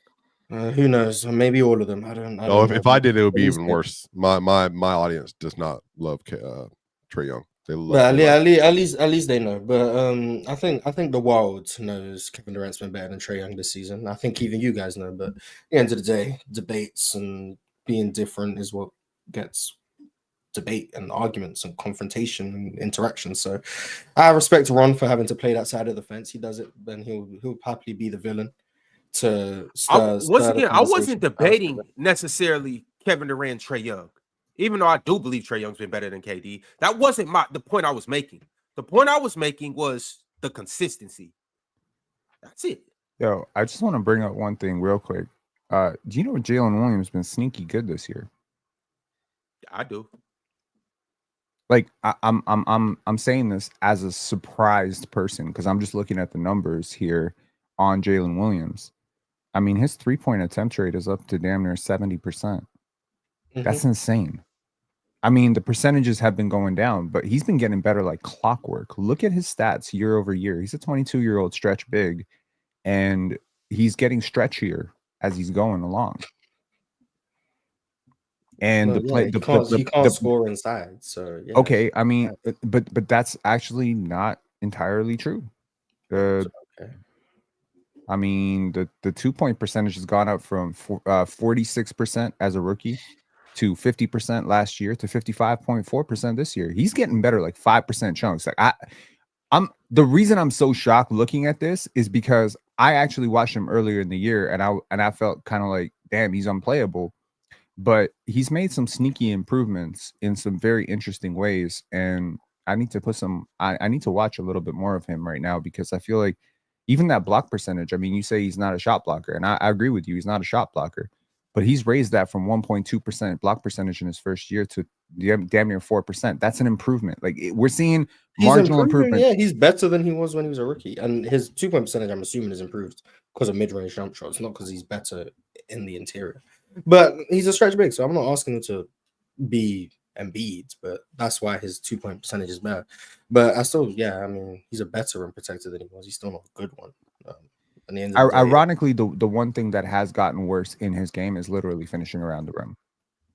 That is just going down, and his efficiency as a 3-point shooter, like just as a raw percentage, has gone down. But literally everything else has gotten better. Oh, he's definitely better than he was a couple of seasons ago, for sure. So progress.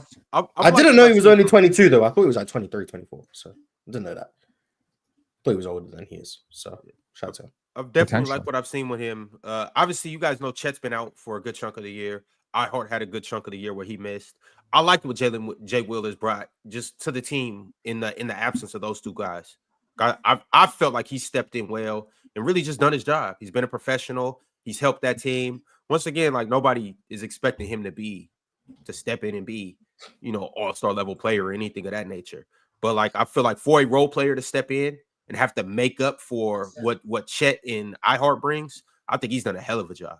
He's shooting 56% from 10 to 16 feet. Basically Kevin Durant. Put him on he's the NBA team. He's basically Kevin Durant from that range. That's ridiculous. Put him on the NBA team. All right, fellas. We're going to go ahead and transition into some of these super chats. The people have spoken, so let's see what they got to say. Wow. Kent Lipscomb Jr. said, respect Steph Castle, pin. Tim Duncan, top 5. Manu Ginobili, top 5 shooting guard. And it's about to be scary when Wemby returns. Don't let us get 2 lottery picks this year. Oh, I see. I didn't realize that I would piss off Spurs fans with my little debate yesterday, but I literally went against the Spurs twice. I get that. Look, I love Stephon Castle. I really do. Honestly. I love $5,000 more. That's just how I feel about it. So, I decided to take the easiest answer that I could on every single debate. And I'm going to continue to do that, by the way. And I don't even know why OKC was allowed in that last round, if I'm being honest. I don't know why OKC wasn't banned, but what was the round? Yeah, Ron, that was sick, Ron.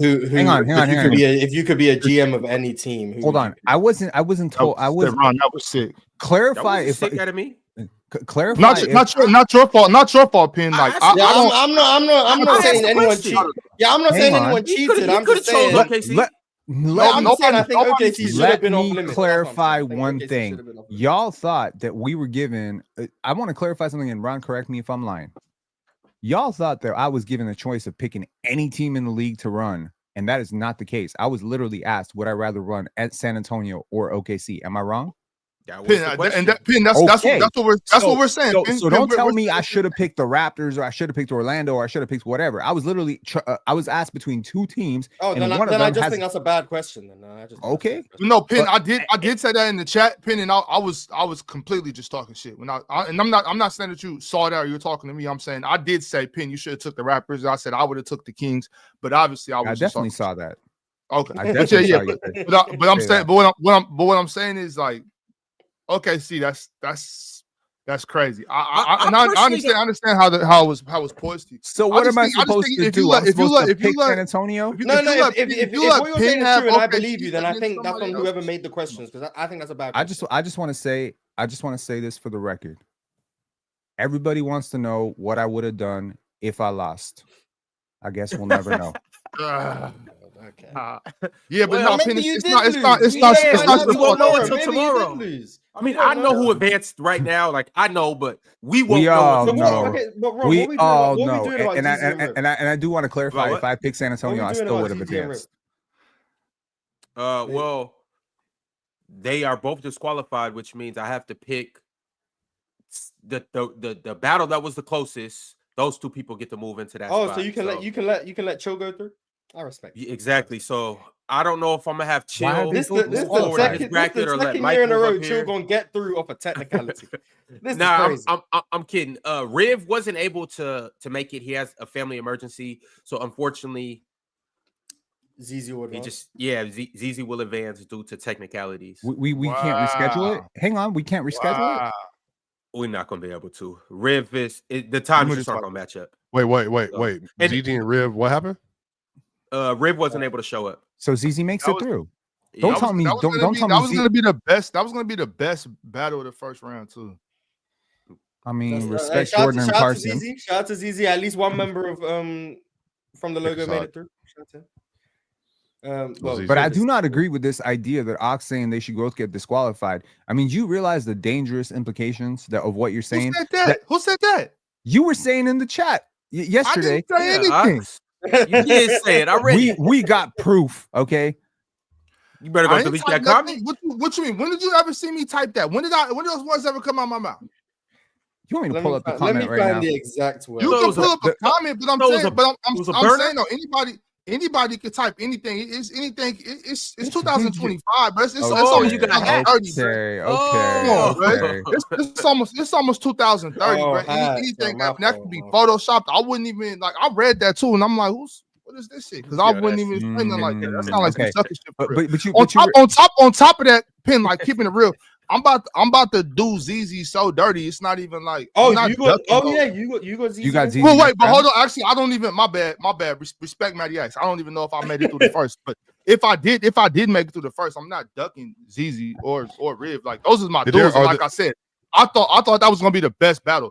But I'm I thought spanking you. both of them. I thought youngsters, you so were I'm not a really competitor. I really thought you were a competitor for real. But then I am read a competitor. I am a competitor. That's all you I asked do. your opponent to be disqualified I because didn't his ask opponent didn't anybody show to be up. disqualified. You said that. Okay. Oh my God. Gaslighting 101. Okay. What the amazing. hell is going on here? I never said nothing like that. On top of that, what I look like ducking ZZ and Riv, with all due respect. You know what I'm saying? Those are both my dudes. I respect their basketball knowledge, but they're not me, so I'm not tripping. Okay.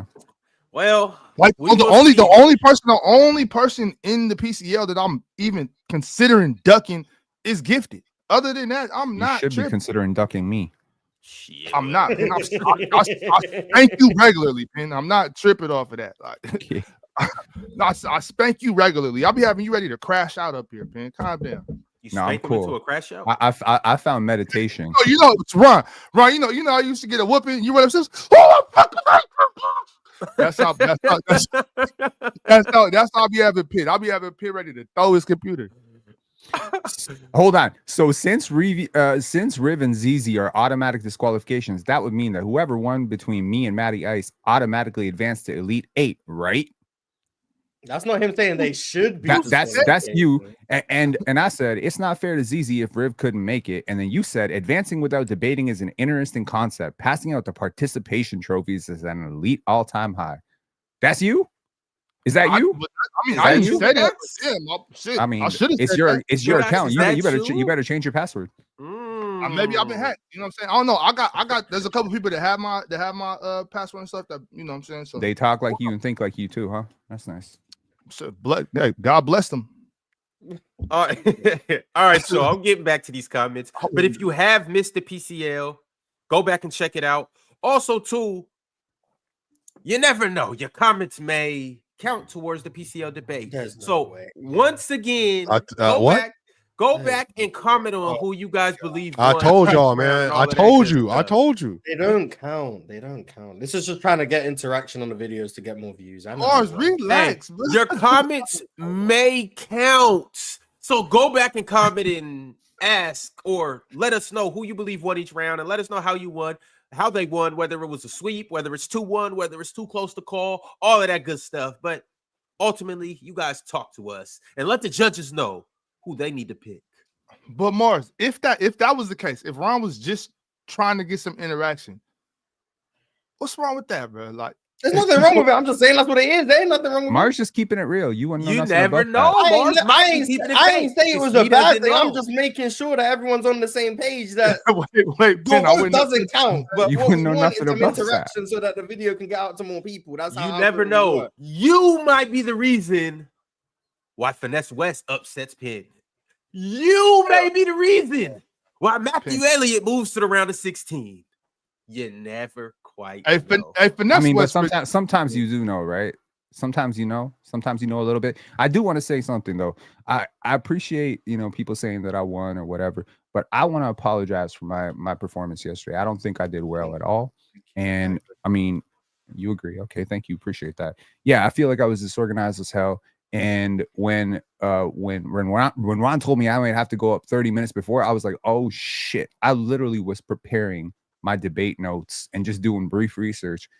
And I don't know why I did that, man. It's like self-sabotage. I mean, I wanted to take this PCL seriously, so it's not a mistake. I did. I wanted to take it seriously, and then you give me Finesse West in the first round, and I just couldn't bring myself to do the research. I was like, this is just not fair. Okay. Well, Penn, like it's gonna be like I you know what I mean? What? Like there's got to be a mercy rule in a debate. I don't know what you were thinking putting that dude up against me in the first round, but I do appreciate it. So yeah. So anyways, it's not a mistake. I'm gonna make I'm twice. confused, Mars. What did I miss? Because I was MIA last night. Penn won his debate rather. I won my debate the way the Phoenix Suns made the play-in by default. And then said I'm not even listening to you. That was disgusting. Penn crazy. Finesse West goes on a whole maybe 30-40 second debate. Penn says I wasn't listening. So Finesse West, out of the kindness of his heart, repeats his point so Penn can hear it, and then Penn's like, "Oh, so you're just repeating yourself? Like, what you mean? that was disgusting. That was crazy. I said in the chat, Finesse won that round just because of that nonsense. I don't know what the hell that was. But Pin, you got it 2-1, but he only got one because you did that. 2-1. That was disgusting. 2-1. That was Pin, I just can't give you that. This is the because first I time wasn't I've listening. This is the first time I've actually even said any numbers in any debates. But that's because I'm pretty sure, and I know you won that one. From what I was listening to, it looked like you really had it 3-0. But when you did that, I was like, oh, that's automatic, Pin. Why am I getting disqualified for not listening to my opponent? Did you listen to my opponent? You want to listen to my opponent? Then how'd you know he was repeating? Yes, I respected your opponent. Pin. I mean, I'm zoning out. I'm not expecting to be put on the spot. I wanted to give him some extra time. I didn't. Okay, hang on. Can I clarify something? When you give people a 3-minute round to just kind of debate, you know what I mean? Why are you calling on me 1 minute in, being like, Penn, you want to respond to this? I think the 3-minute round is. I do think the 3-minute round is being done wrong. If someone doesn't talk, I don't think his runs. Yeah, I was just gonna. I honestly, I thought he was losing so badly at that point. I just wanted to give him like 2 minutes to get his point off. I left time on the clock. It's the 3-minute rounds where you're meant to go back and forth. If someone decides to stay quiet and someone else dominates the mic, then I'm respectfully like, that's on them. I don't think you have to save them. Yeah, well, the idea of the 3-minute round is for it to be a back and forth, obviously. Really panel style. Like I feel like we've been the ones that have really embodied that, and I feel like we've. Well, I was just having a conversation in my 3-minute round. But. Yeah, and so that's I guess it can be a conversation or it can be a back and forth, however, but it's really supposed to be panel style where you guys go back and forth, and it doesn't have to be a heated argument. It don't got to be all that. It don't got to be fireworks, but I just want to make sure that everybody gets an equal amount of time. Now, I'm not saying that it's ever going to be that. It's probably never going to be fair, but I also want to make sure that, especially with people that aren't used to panel style, they don't just come up here and get dominated. Bron, what if you're dominant? Just like that. What if you're dominant? If you are dominant, I don't think like. So you stepped in for me because you thought I was being dominated. I think it's unfair for the dominant characters to be stopped by the host in a round that is meant to be a back and forth because the other person isn't talking. Like, if you're being dominated, I don't think it's your job to save them. At the end of the day, like, it's a debate. If you're getting dominated in the debate, you gotta stand up for yourself. I mean, I think Gifted dominated the conversation. Did he not? Like he was like talking over. Yeah, but he still lost. So. Yes, he did lose. Who did he debate? Renegade. Was it actually close? It was 2-1. I think it was 2-1. I have Renegade winning 2-1. Well, Pin, did you watch it? Yes, I did. Mars be jury being a tampering. You have 2-1 too? I have 10-0. He puts Renegade won 10-0. Gifted put Scotty Barnes on the bench in his combined lineup. One of the debates was if you could combine two non-playoff teams, which ones would you do? And Gifted was the Pelicans and Raptors, I think, and had Scotty Barnes on the bench. So he brought up Jakob Poeltl, Emmanuel Quickly, and CJ McCollum before he. But for what it's worth, I do think Brandon Renegade Ingram and RJ Barrett. I'm done. Yeah. But did you hear me defend the Toronto Raptors? Did you hear me defend the Toronto Raptors the other day? No, I don't watch your debate, but I appreciate it. Gave a brilliant breakdown of the Raptors. I think they're going to be better than the Pelicans next year. Amazing. Scotty Barnes, by the way, what did I say? Scotty Barnes, only player in the league, and then Mars was wrong, by the way. I saw him in the chat. Scotty Barnes, one of the only player in the league, averaging 19. What did I say? 19, 6, 4, 1 and 1? 10 and something. 19, 10 something, 1 and 1. Not 10. Not 10. He's not averaging 10 rebounds. I think it's like 6.8 or something like that. 19, 6, 4, 1 and 1 or something like that. That sounds like Jalen Johnson, but we'll check. Jalen Johnson this season. No, 19, 10, 5, 1.5 and 1. I can't remember what it was though. It was something in particular. It might have been 6. It might have been that 6. That was maybe it was. Bro, 6. Scotty is barely cracking 30 minutes a game, like lately. Okay, so I mean the tanking concept. I don't really care. I don't want to get into it. It's all good. I seen you on the timeline comparing Scotty Barnes stats to Kawhi Leonard, talking about Scotty Barnes could be a number 1. I seen it. He is going to be a number 1. Mm-hmm. Yeah, I seen. I definitely seen that on the timeline. Shout out to Penn. All right, fellas, we got another super chat from World Peace. World Peace said, "Do y'all think the Suns are more cursed than the Clippers? If you look at the Phoenix Suns' history, they had Nash twice, Chris Paul, Kevin Durant, and Devin Booker, and Charles Barkley, and they still can't get over the hump." I don't think that's because they're cursed. They've been unfortunate in the situation. They got rid of Kidd both times. I think that's worth noting. So, that's factual, right? They did. Well, no, it was the Dallas Mavericks who got rid of him. My bad. He was only in Phoenix. He left. I think. Yeah, I don't think they're cursed. I think the 90s Suns, even before Barkley, they were a good team. They had Barkley. They still weren't the best team. Defensively, they weren't good enough. Then the Kidd years, they really weren't.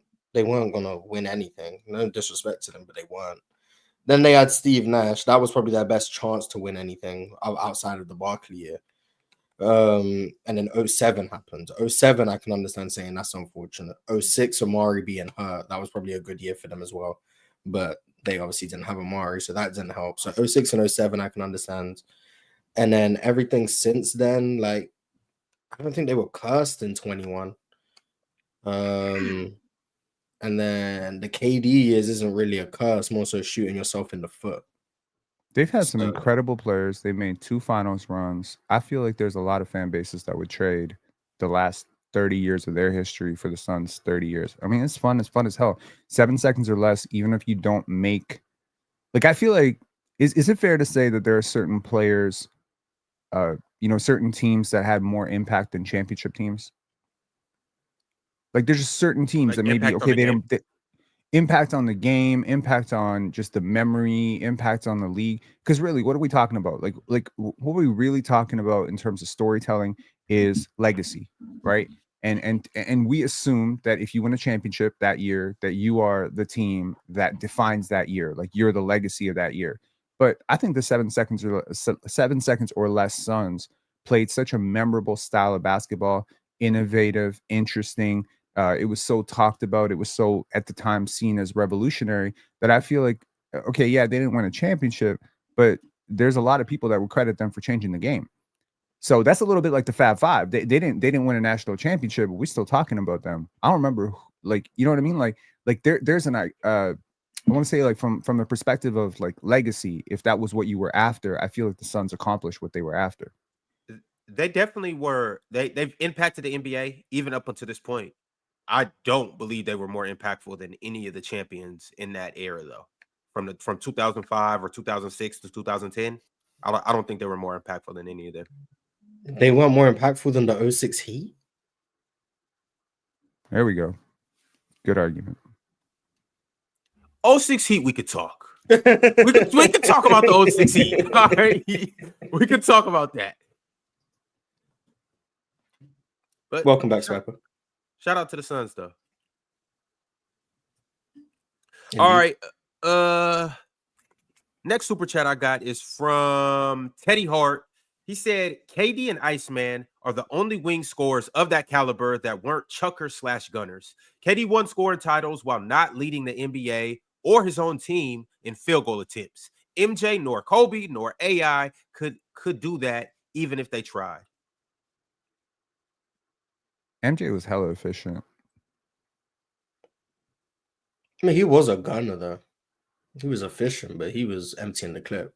Yeah, but he said even if he tried. So you're saying if Michael Jordan artificially decided for a season to deflate his field goal attempts, he couldn't still lead the team in scoring? Of course he could. Lead the team, or sure, lead the league. I don't know. I mean, you'd have to look at who was the next closest to him. That's all it really is. KD was leading the league in scoring at a time where like 29 could lead the league in scoring. That's not disrespecting KD, it's just different. You'd have to check who was the next closest to MJ in 87, for example, to see how much he could deflate his volume to see if he could lead the league in scoring.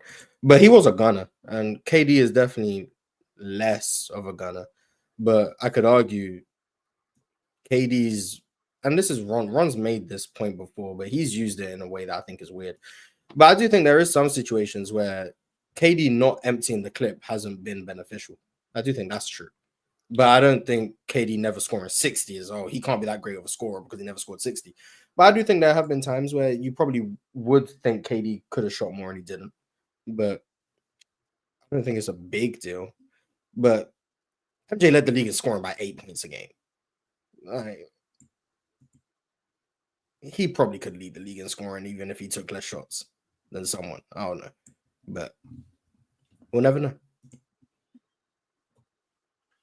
All right, next super chat we got is from SMN RNDM. SMN said, Pin, how you managed turning me complaining about you? How you managed turning me complaining about you, turning everything into a life lesson by turning me complaining into one? The fuck conception type shit is this? You lucky I didn't catch the ending yesterday. That's funny as hell. That's a really funny comment. So Pin, you cooked him? No, I mean, he said, why you got to turn everything doesn't need to be a life lesson. I think I'm paraphrasing that. And then I said that basketball can be a very good metaphor for life. He did say that, yes. Shout out to Metaphors to Life. Realist123 said, there is absolutely no hope for the Suns. Their next games are the Cavs, Bucks, Celtics, Wolves, Rockets, Bucks, Celtics, Knicks, Warriors, and Thunder in that order. They are cooked. The issue is besides the Celtics, all of those teams, and maybe the Knicks, besides the Celtics and the Knicks, all of those teams are playing for something, which is what makes it like we're not at that point in the season where you're playing really good teams, but they might be load managing or they don't have much on the line, so they can just limp to the finish line. The Bucks are still playing to stay in that 4 seed.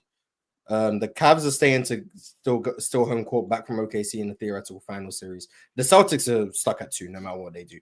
The Wolves are trying to get out the play-in. The Rockets are trying to secure the 2 seed. The Bucks, like I said, the Knicks, I think, are pretty comfortable in 3rd, so maybe they're fine. The Warriors are trying to avoid the play-in, and the Thunder are still trying to keep home court away from the Cavs. So, like, that's the issue. It's like you're playing really good teams who also have things to play for down the stretch of the season, which is what I think is the most concerning thing. Can we have a little bit of fun? Predict the Suns' record? Yeah. What do you guys think the Suns do in this stretch? Who do they beat?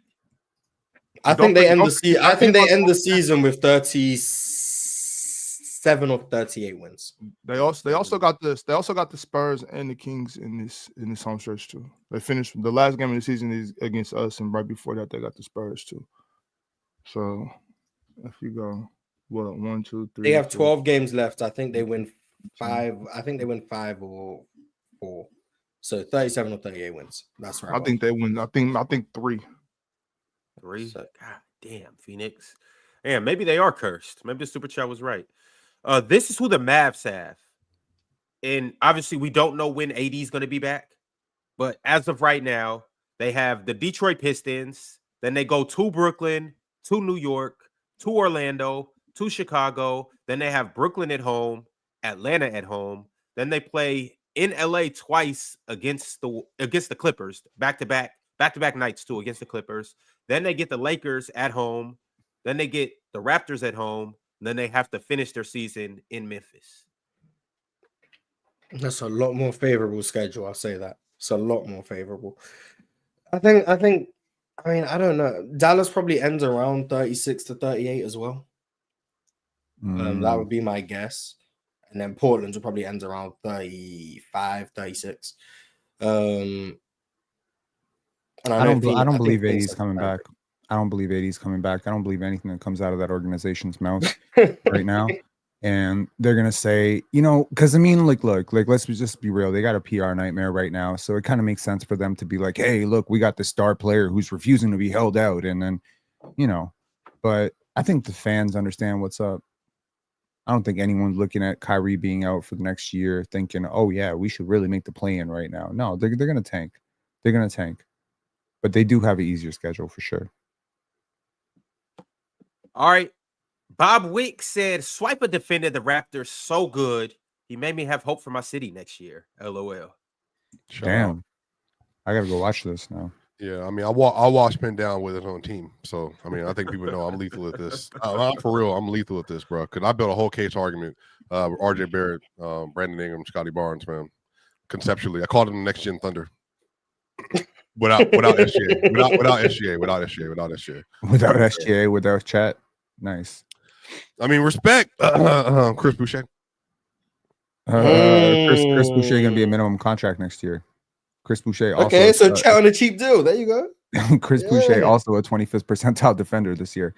Chris Boucher is a very interesting player, but yo, I think the Raptors gonna be great next year. I myself have said that I think they push 50 wins next year. I mean, look, Dick. I think he can do he can develop, continue he's a 6'6" guard. That's a big deal. Yep. Mm-hmm. Dick 6'6". I think I had RJ at 6'7", Scotty at 6'8", Brandon at 6'8", and then I think I had who did I have? I think Shed is he 6'4"? Ochai 6'4". Shed is 6'1". Shed like 6'2". Ochai is 6'4.5", 6'5". But I mean, Ochai defends the rim better than most wings in the NBA. He's incredible, and does he defend better than Peyton Watson? Yeah. No. Shit. Oh, okay. I thought you said Peyton Pritchard. My bad. I thought you were gonna give me a soft one. No, there aren't a lot of wings that defend the rim better than guys like. I'm not talking about necessarily. I shouldn't even be talking about him as a wing. He's more like a guard. It's different to compare him to someone like Tamani Kamara, Scotty Barnes, Herb Jones, etc. Those guys are a lot bigger. But when you're talking about small guards who can protect the rim, you're really talking about Derek White, Drew Holiday a little bit, Jalen Suggs. It's a rare archetype to protect the rim at 6'4". You know what I mean? You usually have to have long arms and Dwayne Wade, basically. You know what I mean? You could do a little bit of that. It's a very valuable archetype defensively. Fellas, March Madness has kicked off. I see Louisville and Creighton's playing right now. High Point and Purdue, I think they just tipped off too. So we are into March Madness. Welcome to March and welcome to the official madness. PCL has kicked off too, and that's a little better, but we're not comparing or contrasting. Who here is actually plugged into March Madness? Ron, are you? A little bit. Not as much as I have been in the past. Not this year. I went crazy last year. Last year, actually, I got every single game right in the women's bracket in the first round. Every single game in the first round, right? I'm actually more plugged into the women's side than the men's side this year. Hey, that's gonna be the thing going forward. I feel the exact same way. Hey, if y'all not tapped into women's college basketball, make sure to tap in. They have the stacked rosters. They have the superstar players. When's that changing? When's it going back? Because I feel like the women got way more powerhouse. It might go back next year. No, it won't go. It won't go back next year. AJ DeBonsa is the truth, as Ron definitely knows. But Go maybe Kansas. it's Go not. Jayhawks. Honestly, I think the women's game has a lot of like very good characters right now. You know, like Paige Beckers and Juju Watkins. Like, there's so many great college Madison basketball. Doggo. Hannah, Mhm. yep. Olivia Miles, soon to be a Seattle Storm. Yeah, and I might be crazy if I say this, but I feel like watching Juju Watkins play basketball, sometimes it's like a lot more exciting to watch almost any dude play basketball in the college basketball. Be careful, Penn. Penn, be careful. Why gotta be careful? I don't even think that's a crazy People take. gonna get mad at you. There's about 4 players in Yeah, the women's. no, Swiper, Penn. I crawled so the chalk could walk and say that. Y'all know what I've been through on this platform for the past 2 years. Anytime I bring up women's basketball, I mean, respectfully, Ox, I think the women are doing the heavy lifting in that equation, but you know. well, I'm not trying to take any credit from them, Pim. Please don't make it seem that way. All I'm saying is you have no idea what I've been through on this platform for the past couple of years, just bringing up women's basketball. You wasn't here for it, so you can't imagine.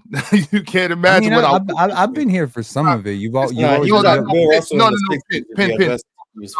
Long before you got up here, the shit was ugly. It got sick up here. Yeah, y'all, and it's been a very good year of hoops in all different type of leagues, including the Euro League, NBA, NCAA, both men and women's, and then the unrivaled league too. Yes. I do want to put this out there. I watch all of these leagues. The 2 best leagues so far this year, and keep in mind the seasons are still going, but the 2 best leagues so far this year, to me, have undoubtedly been women's college basketball and unrivaled. Those two, and the NBA is going crazy right now. That's not to take anything away from the NBA. That's not to take anything away from NCAA men's. I just think the storylines and the star players that we're getting in women's college basketball are second to none. And then also, unrivaled, what they did with that 3-on-3, the way they rolled it out, the one-on-one tournament, the storylines going into it, how competitive it was. I just think that they did a good-ass job. In their first year in that league, I got to tip my hat off to them. Yeah, I mean, I think NBA has still been much better watch, but I think women's college basketball combined with, so this is last year's women's college basketball with I think the best player in the world having her best season and then winning multiple, another title, multiple MVPs, third MVP or whatever else it is. I think that year powered all the stuff that we're seeing now. The WNBA was crazy this year. I think Angel Reese, as much hate as she gets, she'd probably become I think she brought so many eyes and so much more attention to the game, and unrivaled and included as well. Yep. I think all around, bro. Even now, but we get Paige back fully healthy. Juju's crazy. I mean, there's just so much to the sport, and then now everybody's super excited, waiting for the. I told you, once they got Sophie Cunningham for Indy, bro, I'm locked. I'm watching all their games next year. Yeah, that's what I'm saying, bro. They're gonna be cold. Yeah, they're gonna be cold, bro. I can't wait. WNBA season about to tip off. We are going to talk about WNBA a lot more this summer. So if you don't like WNBA, watch the show while we talk NBA, and you can just log off and go watch something else while we talk WNBA. They like WNBA. They just don't want nobody to know they like WNBA. It's good basketball. It's the best league in the world. So Flojo. You don't get better basketball than the WNBA. The reason why I'm bringing up NCAA, both men and women's, is because obviously not only has the tournament started, but I wanted to take a walk down memory lane with you fellas and look at some of the players in the NBA when they were in college, but specifically, this post came across my feed from Bleacher Report. March Madness in 2017. This was one of the better years, and I didn't know it at the time, and I really didn't realize it until looking back at this, how good this year was. So let's go ahead and do it. But UCLA didn't De'Aaron catch up with Lonzo? Yeah. That's what I was gonna say. Why they got a picture of that boy up there? Well, Lonzo because Lonzo was the biggest name. So why not? But De'Aaron did give him work though. I remember watching that very. Sure. What he got? 36. Did y'all watch the game? Well, here we go, y'all. let's go ahead and look through these pictures. All right, well, Lonzo kicks it off. Hey, do y'all remember number 20? I know he was the coach's son. I can't remember his name off the top of my head. Do y'all remember him? He was actually really good. Here, let me look it up. 2017. Nepotism. Nepo. Yeah, but he was good. No, he was good. Last name. No, he was going crazy, but he wasn't going crazy, but he was playing very good. He played his role. He played his role. Bryce Alford, the chat saying. Yep. He played his role. Bryce Alford.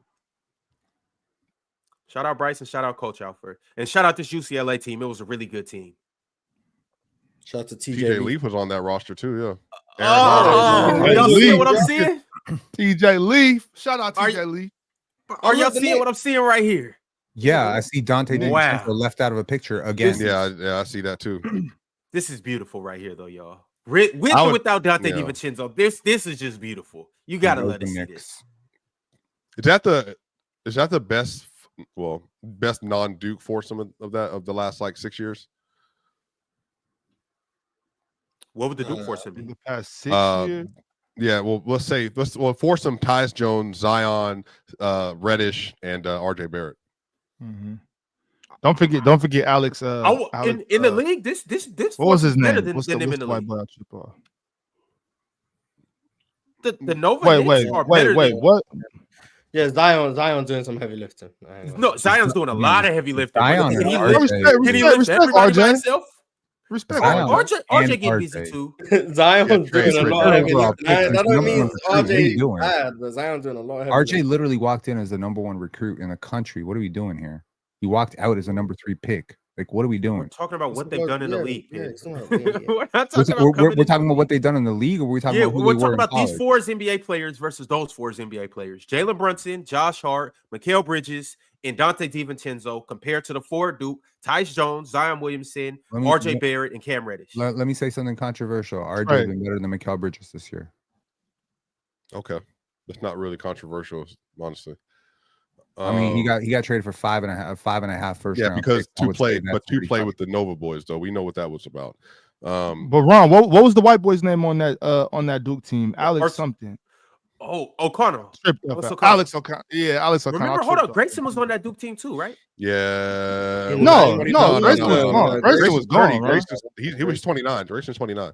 Yeah, Grayson was gone. Hold on. So who else was on that team with Zion in him? It was one more person, right? What was that? 2018? 2018, 19.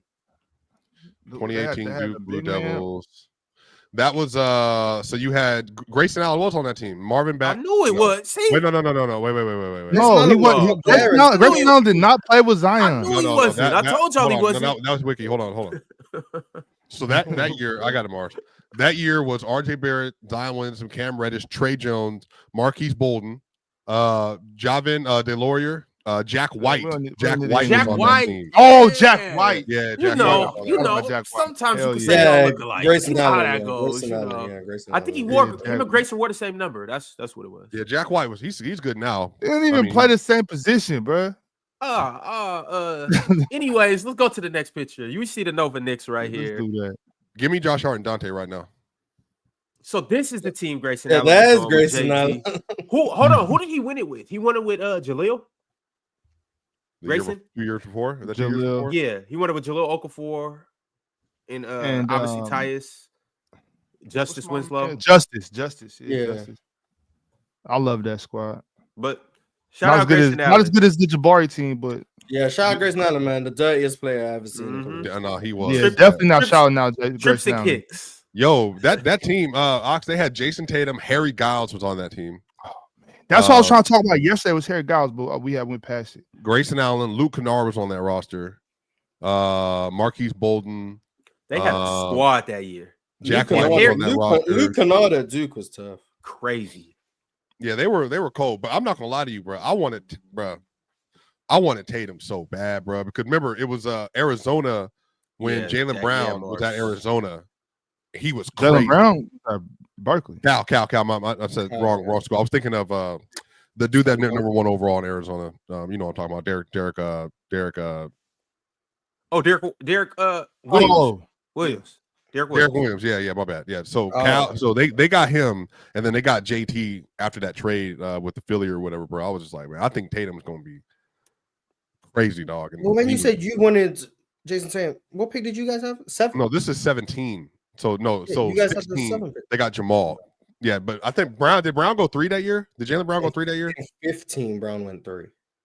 16. Brown went 3. 16, Brown went 3. My fault. I And then because I think the year before 15 was was that Jalil. 15 was Jalil. was Cat, was that 15 or 16? Cat was 15. Cat was 15. Cat was 15. Ben and Simmons then, was 16. Ben Simmons was 16. That's right. That's right. Yeah. Brandon So Ingram Jaylen Brown was 3 and 16. Brandon yeah. Ingram was 16. He went after Ben Simmons. All right, y'all. The next picture we have. No. Luke May packing up Kentucky. Let's zoom in a little bit. There he goes. That's the guy, and that's the shot he hit to send Bam Look at that Adebayo and De'Aaron Fox and Isaiah Briscoe packing it home. Damn, Luke May. Shout out that to was Isaiah nice, Briscoe, bro. man. Shout out to Isaiah Briscoe. What draft pick was Bam, y'all? 13. 13, 12 or something like that. You went 13? I just so. yeah. He was I just 13 want to raw. say if Harry Giles and Marvin Bagley pan out to what they were supposed to be, we did something there. Y'all have the Well, Harry Giles was a lot of injuries. Sorry, he was 14. Mhm. Bam was Right, 14, right. not 13. But Harry was supposed to be so nasty, though. He was nasty. Let me Yeah. not say it like he was supposed to. He And was. Marvin injuries- Bagley was injuries- too. Yeah, Marvin Bagley was the best player in the country, but I don't want to get back into that though. Oh, he was. The best prospect was just overseas, but he was the best player in the country. Yeah, And but the he only was reason still he, a the bad only, player. I want to be clear. The only reason he was is because Porter had a back injury. Had that not happened, it would have been clear Porter. Regardless. No, he it was still- always Porter. It was always Porter. It was always Porter. It wasn't always Porter. Since Clearly, their it junior wasn't. year, because it he was wasn't. Porter. Since their junior year, it was He Porter. clearly wasn't better than Bagley. He was. He literally was. So Regardless Porter of the reason why, Swiper, I don't care I don't about. wanna hear what you're saying. Because you And what don't did- want what did to Penn be say? educated and What did elevated. Penn say? That's the What did Penn problem. say? I don't care. I'm not listening to you. Ignorance is bliss. All right, so in 2017, Kansas had a star backcourt duo of Devontae Graham and Frank Mason. Frank Mason was a dog, bro. I Go love for it. Frank Mason for a while. Oh man, these little 5 foot. A little niggas, bit man. undersized. Yeah. Where did Frank Mason go, Ox? I don't want to talk about it. I don't want to. I'm not having this conversation. All right, also in 2017. All right, here we go. Hold on. Where's old boy? Who? 3 We got a.m. one of the Godfathers, John Calipari, and then we got De'Aaron Fox and Malik Monk.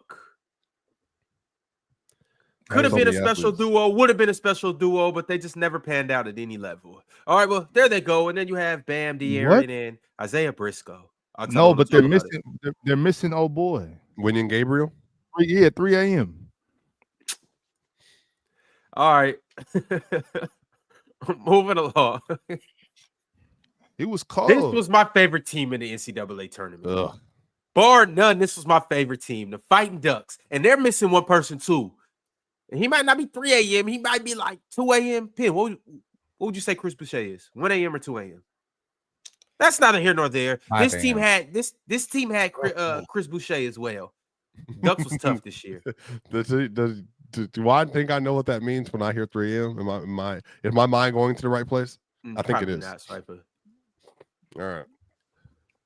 But shout out to this Ducks team. Hey, shout out to the next iteration of Ducks basketball. Oh, with, Peyton Pritchard Bol was Bol. on this team too. Mm-hmm. They had Peyton Pritchard and Chris Boucher. Forgetting Peyton Pritchard, their best player. This Gonzaga team, Nigel Williams Goss. Who was on there? Had Nigel right here. The buddy from here, I want to say he was from Colorado. I can't remember his name though, Swiper. Hey, that's to say Evans. I don't know. You'd have to go look up the team. I know he was from Colorado actually, but can't remember his name. The big fella, it was Karjewski, something like that. But What number is he, he Ron? was a good player. 13. So that was he should have Josh. That was Josh. Yeah, that's Josh Perkins. Yep. I remember Josh. Yeah, I remember Josh. Yeah, that's right. And then Buddy right here, we can't see his face. I know he played for the Lakers. He was drafted by the Lakers. I can't remember his name though. Where? Shout out Which Clark, I want to say. Was it Clark? not Clark. Rui I can't Hachimura was remember. on that roster. Yeah. Damn. Remember Rui got at Zion that year. Rui was getting busy. I want to say Gonzaga big. went. Did they go all the way to the finals or the Final Four? That was that Gonzaga. year, They were 37-2 that year. They were second in the final AP poll. What they lost in the Final Four? They lost in the finals to North Carolina. Damn. And North Carolina that year had No, I'm not gonna lie. North Carolina's team that year to me was mid. Obviously, they won the whole thing, but just Justin in Jackson hindsight, was on that roster and Isaiah Hicks.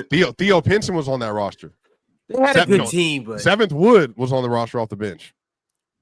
The go? Who? ISO Joe? ISO Zoe? Alonzo Trier. Oh, shout out to Alonzo Trier, man. Shout out ISO Zoe, man. Hey, another Seattle representative that's real slept on. Shout out ISO Zoe. Shout out my man Parker Jackson Cartwright. Man, I'm not gonna lie to you. I did not like the way Alonzo Trier shot the ball in college at all. And then shout out to his Laurie release? too. Yeah, I just didn't like his game. Period. Honestly. I thought Trier was for sure hype, but shout out to him though. Yeah, and then this was the championship team right here, UNC. Justin Jackson. Bro, we need to have conversations about Theo Pinson, bro. Like he was really good. Theo Pinson conversations. Yeah, Theo was really good. I thought Theo was hyped too. I thought this whole team was hyped. Now, granted, they won, so got to give them their flowers, got to give them their credit, got to give Roy Williams their credit. But how did they win that year? I don't know. Team play, team basketball. Intangibles. It's the heart and all that. And Luke May hitting the lucky game winner, but lucky time. But shout out Luke, man. I guess. What's the best basketball year you remember in the last men's basketball year you remember in the last like 7 years around? 7-8 years, or most memorable run? That one was, obviously we just looked through it. So if we went and looked through pictures of other years, my thought may change. But that 2017 year was insane. Is that what about the team was crazy? The Villanova game winner year. That was the year 4 after? years ago. Was that? I think that was. No. The year. What about the year Texas Tech?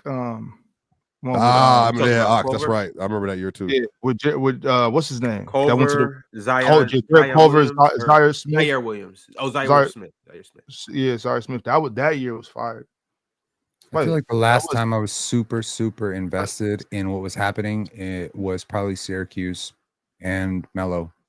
That was the last time I was like super invested. Before I was born is crazy. Bro, for the fact that Villanova got all of those, because Josh Hart, Brunson, Mikhail, weren't they all from the same like upper northeast or something like that? I don't know. But they had Tillman too, right? Tillman, Xavier Tillman. Xavier Tillman, no, he went to what's that Michigan State. Not Tillman, my bad. What's his name? The dude hit the game winner. Oh, you talk about Buddy. They had two guys that went to the NBA though. They had what's his name that played for he played for the Warriors. Remember he came on the show. Remember him and Shaq were going back and forth? Him. That's what I'm talking about. He plays overseas right now. He played for the Jazz too. Eric Pascal. That's what I'm talking about. I called him Tillman. My bad. Eric Pascal. That's what I'm talking about. I thought he was going to be one too, but that's my fault. They had another 5. Warriors fans loved him during his rookie year. Mm-hmm. Yeah, what year was it where Dante DiVincenzo was going crazy? Well, for who? Villanova. Spellman. Yeah, Spellman. Omari Spellman. That's what I'm talking about. He was on the Warriors. DiVincenzo. I can't remember the year DiVincenzo was going crazy. I want to say it had to have been a senior year. Did Ron, they won that year. I know that. So Jordan Bell go to Oregon? Who? Jordan Bell. Mm-hmm. Yeah, he was in that picture. It was Jordan Bell, Peyton Pritchard, Dylan Brooks, Boucher, and then buddy who plays on Shaq's team at Olympiacos. Dorsey. Yeah, Tyler Dorsey. Had a squad that year. Fire. Yeah. 2018 is the year DiVincenzo was going. 17-18, yeah. College basketball is special. And I'm gonna say this when we end it here. Jamal Murray ended up being really good, but if you would have told me that, because Jamal Murray better than Booker, he was better than every guard other than John Wall, I think, in the last like 10 years at Kentucky, their freshman year of Kentucky. I thought Jamal was about to be like He averages the most points as a freshman, Ever. right? Yep, 20 a game, bro. He was getting. He was. He all, He was better than the year in Malik. Yeah, bro. Freshman year. He wasn't better than Freshman Malik, year. Ron. He Yeah, wasn't I was better gonna say Malik Monk. I don't know. But The year wasn't- too. De'Aaron was going ballistic Yeah, that bro. year. Jamal was like, he was doing stuff we never seen a guard do as an 18-year-old at Kentucky though. Like, so I thought. Yeah, I thought he was, but you know, Tyler Ulis tax when you have the best point guard in the country. no, that's crazy. You know what I'm That's crazy. saying? he just wasn't better than Malik. Not at Kentucky. What Yeah, about Jamal you, was tough because I was watching like hella Kentucky games because Tyler Ulis was my guy. So shout out to Jamal Murray. That was the year they had Scal Labissiere coming off the bench. They were doing my guy Scal dirty, man. But that's what it is. And then when Jamal fell to 7, I said, "What? Why?" Bro, you know this team cheat. They didn't cheat, but the refs robbed Michigan and Trey Burke that year. Called that foul on Trey Burke. That wasn't no foul. Shout out Siva putting on for the city, man. Shout out Trey Siva. Burke was nice Trey Burke and Timmy Jr. That game was so dope. That was a really good championship game. That was almost as good as when Mario Chalmers and them, well, the refs robbed Memphis and Kansas won that year too. You remember the Derrick Rose versus Mario Chalmers in the championship game? the first highlight clip I see of Jamal Murray, he had a terrible first half, but look at him, he's rolling now in the second. Oh yeah, Buddy Hill did get drafted before Jamal Murray. Yeah, But That hold was up though. Buddy was nice at Oklahoma. I He don't was. know. I watched. Buddy was damn near 23 years old at that Yeah, time. I watched the 23-year-old shoot the lights out. Buddy Hill getting drafted before Jamal Murray was. You know who they compared him to? Steph Curry. Everybody. That was I was that just was about the to say internal. that. He had a Steph run. Did he break He the might record? not. He might not. No, have he was been. going crazy. He was putting up 30 after 30 after 30, and it was just a straight shooting the ball. It was ridiculous. Him, Steph, Trae Young. Who else had just dumb college stats? Where they were just doing at everything. Oklahoma. Oh, well, There's only if we talking about runs, Ron, there was only one run to talk about in college, and we all know what that. No, cardiac. There's only one run. There was only one run to talk about in college basketball. If we talk about runs of runs, yes. The Shane Larkin run was pretty nice though. Oh, So Shane Larkin. Shabazz Napier get no love. Shabazz he came and did the same. He That's came and another. By the way, Mark, that's another LeBron fail. LeBron wanted Shabazz Napier in a worse way. That was very well known at the time. Well, I'm gonna last year though, he left right after though. On the women's side last year, Middle Tennessee State, they got robbed. Don't talk about my goat. Don't talk about my goat. They got robbed. Savannah Wheeler, she was balling last year. I'm talking about they got robbed. If we're talking about robberies, that's the one. That was going to be the run. They were supposed to go to the Elite Eight for sure last year. But man, all I'm right, telling so you, bro. LSU, so whatever. Bro, oh no, we can't have LSU out here looking bad. The refs really stepped in on that one. That's crazy, dog. All right, y'all. Realist123 said Luka historically has poor games against Denver. Swipovich. Also, shout out to Mr. 13 All NBA. He been hooping all season. Who's Mr. 13 All NBA? Oh, Austin Reeves? I think that's because he's been pushing Austin Reeves propaganda. Yeah, Luka's getting by people again. So I don't think it's fair to say Michael Porter Jr. is people. No, but even before, even when he hasn't been shooting more in the last 4 games, he's been getting by people. The last 3 games that I've been watching, yeah, he's getting by people again. His deceleration might have value again now. He can actually get a step on people. So we're getting to the point where, yeah, Luka might not be washed. It was fun while it lasted. Very fun. It really was. It was an amazing run. Really Luka Harrison. We thought maybe you were right, man. Yeah, Luka got it, man. He got it. Yeah, shout out to Luka, man. Let me go ahead and throw this on the screen right now. This is what Luka and Austin Reeves have been averaging over the last 4 games. Austin Reeves coming in at a whopping 30.8 points per game, 7 assists, 6.8 rebounds, and 2 steals. Washed Luka coming in with 30.3 points per game, 10.8 assists per game, 9 rebounds per game, and 2.3 steals over the last 4 games. Luka's such a good playmaker. He's really, really good. So even when he wasn't scoring, his ability to just create shots for people was like second to none. Mhm. But now we're getting to the point where, like I said, he can get by people when the three drops. And now he's getting to the rim. We're back to where Luka's good at basketball, man. Yo, chat, I need you guys to do me a favor. The caption of this says, give this duo a nickname. We've given LeBron and Luka a nickname. I think Bronchich, LeJames, or whatever it is. It's a couple ones that they've given him. But we need to give this duo a nickname, chat. So do what you guys do best. Come up with a good nickname for Austin Reeves and Luka Doncic. The IRS. The IRS is heat.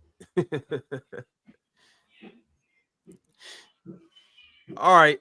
Moving along in these comments, DSG Piccolo, you guys know he gonna send through a daily super chat, and this is what he had to say. Denny FC, we up.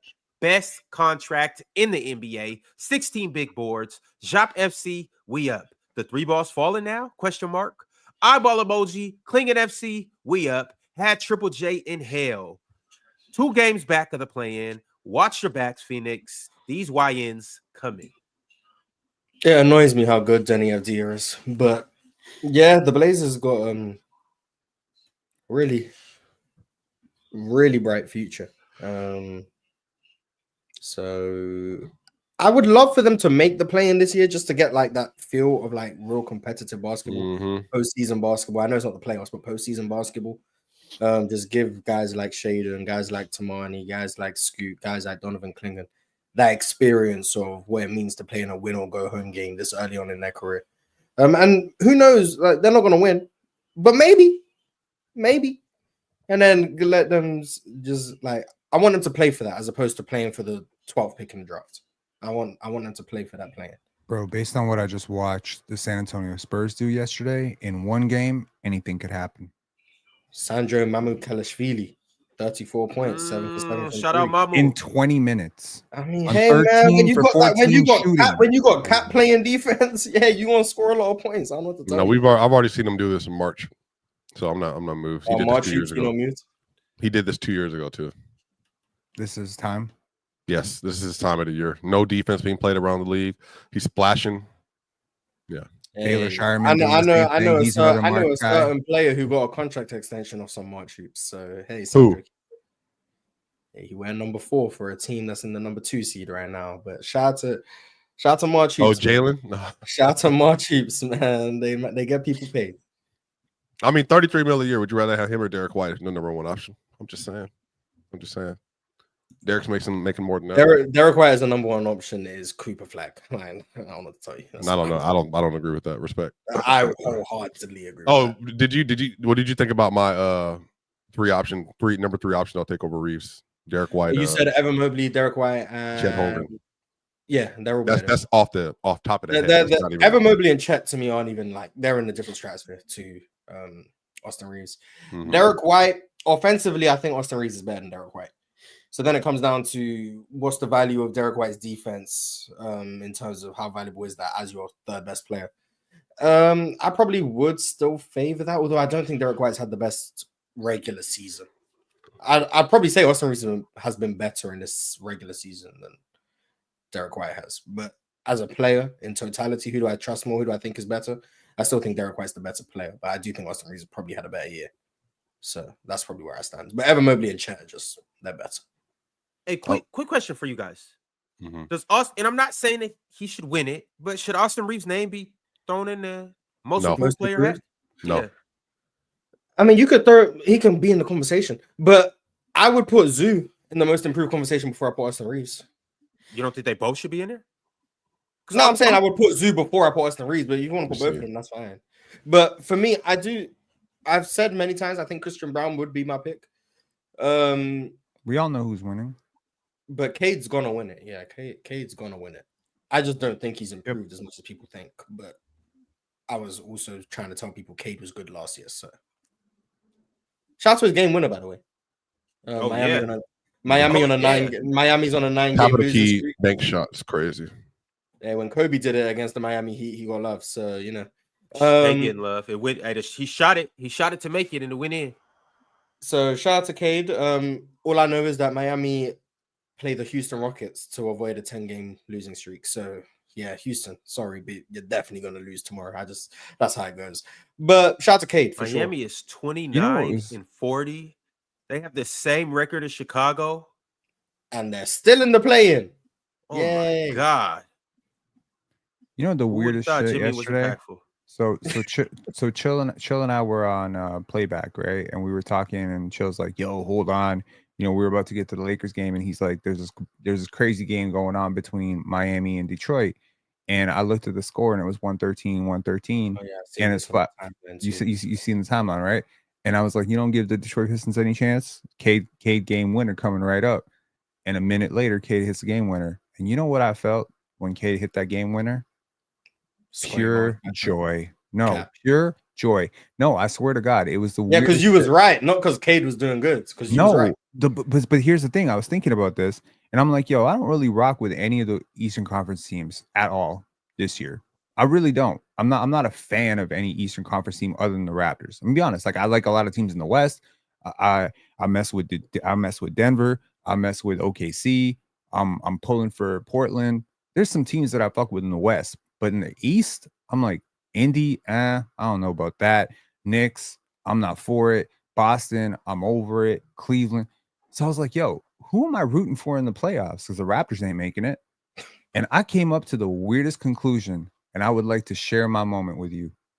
I'm rooting for Detroit in the playoffs in the East.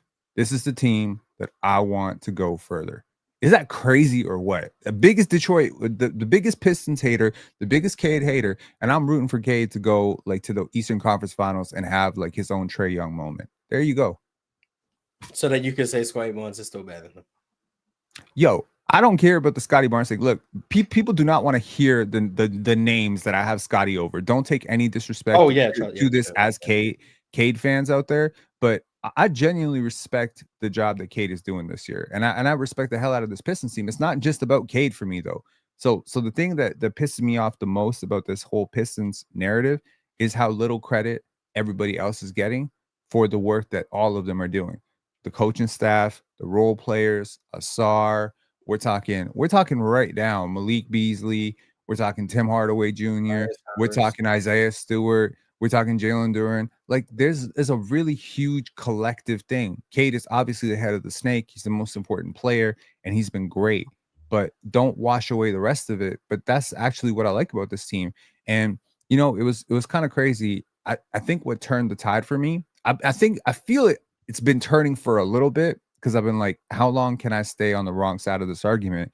It was when Bernie Bickerstaff went out there and started talking about like how they're being disrespected by the league and how the refs don't give them their due. And he's just like, yo, we're doing something good out there. We're bringing something to the league. We're bringing something valuable to the league, and we're not getting our respect. And I was like, facts.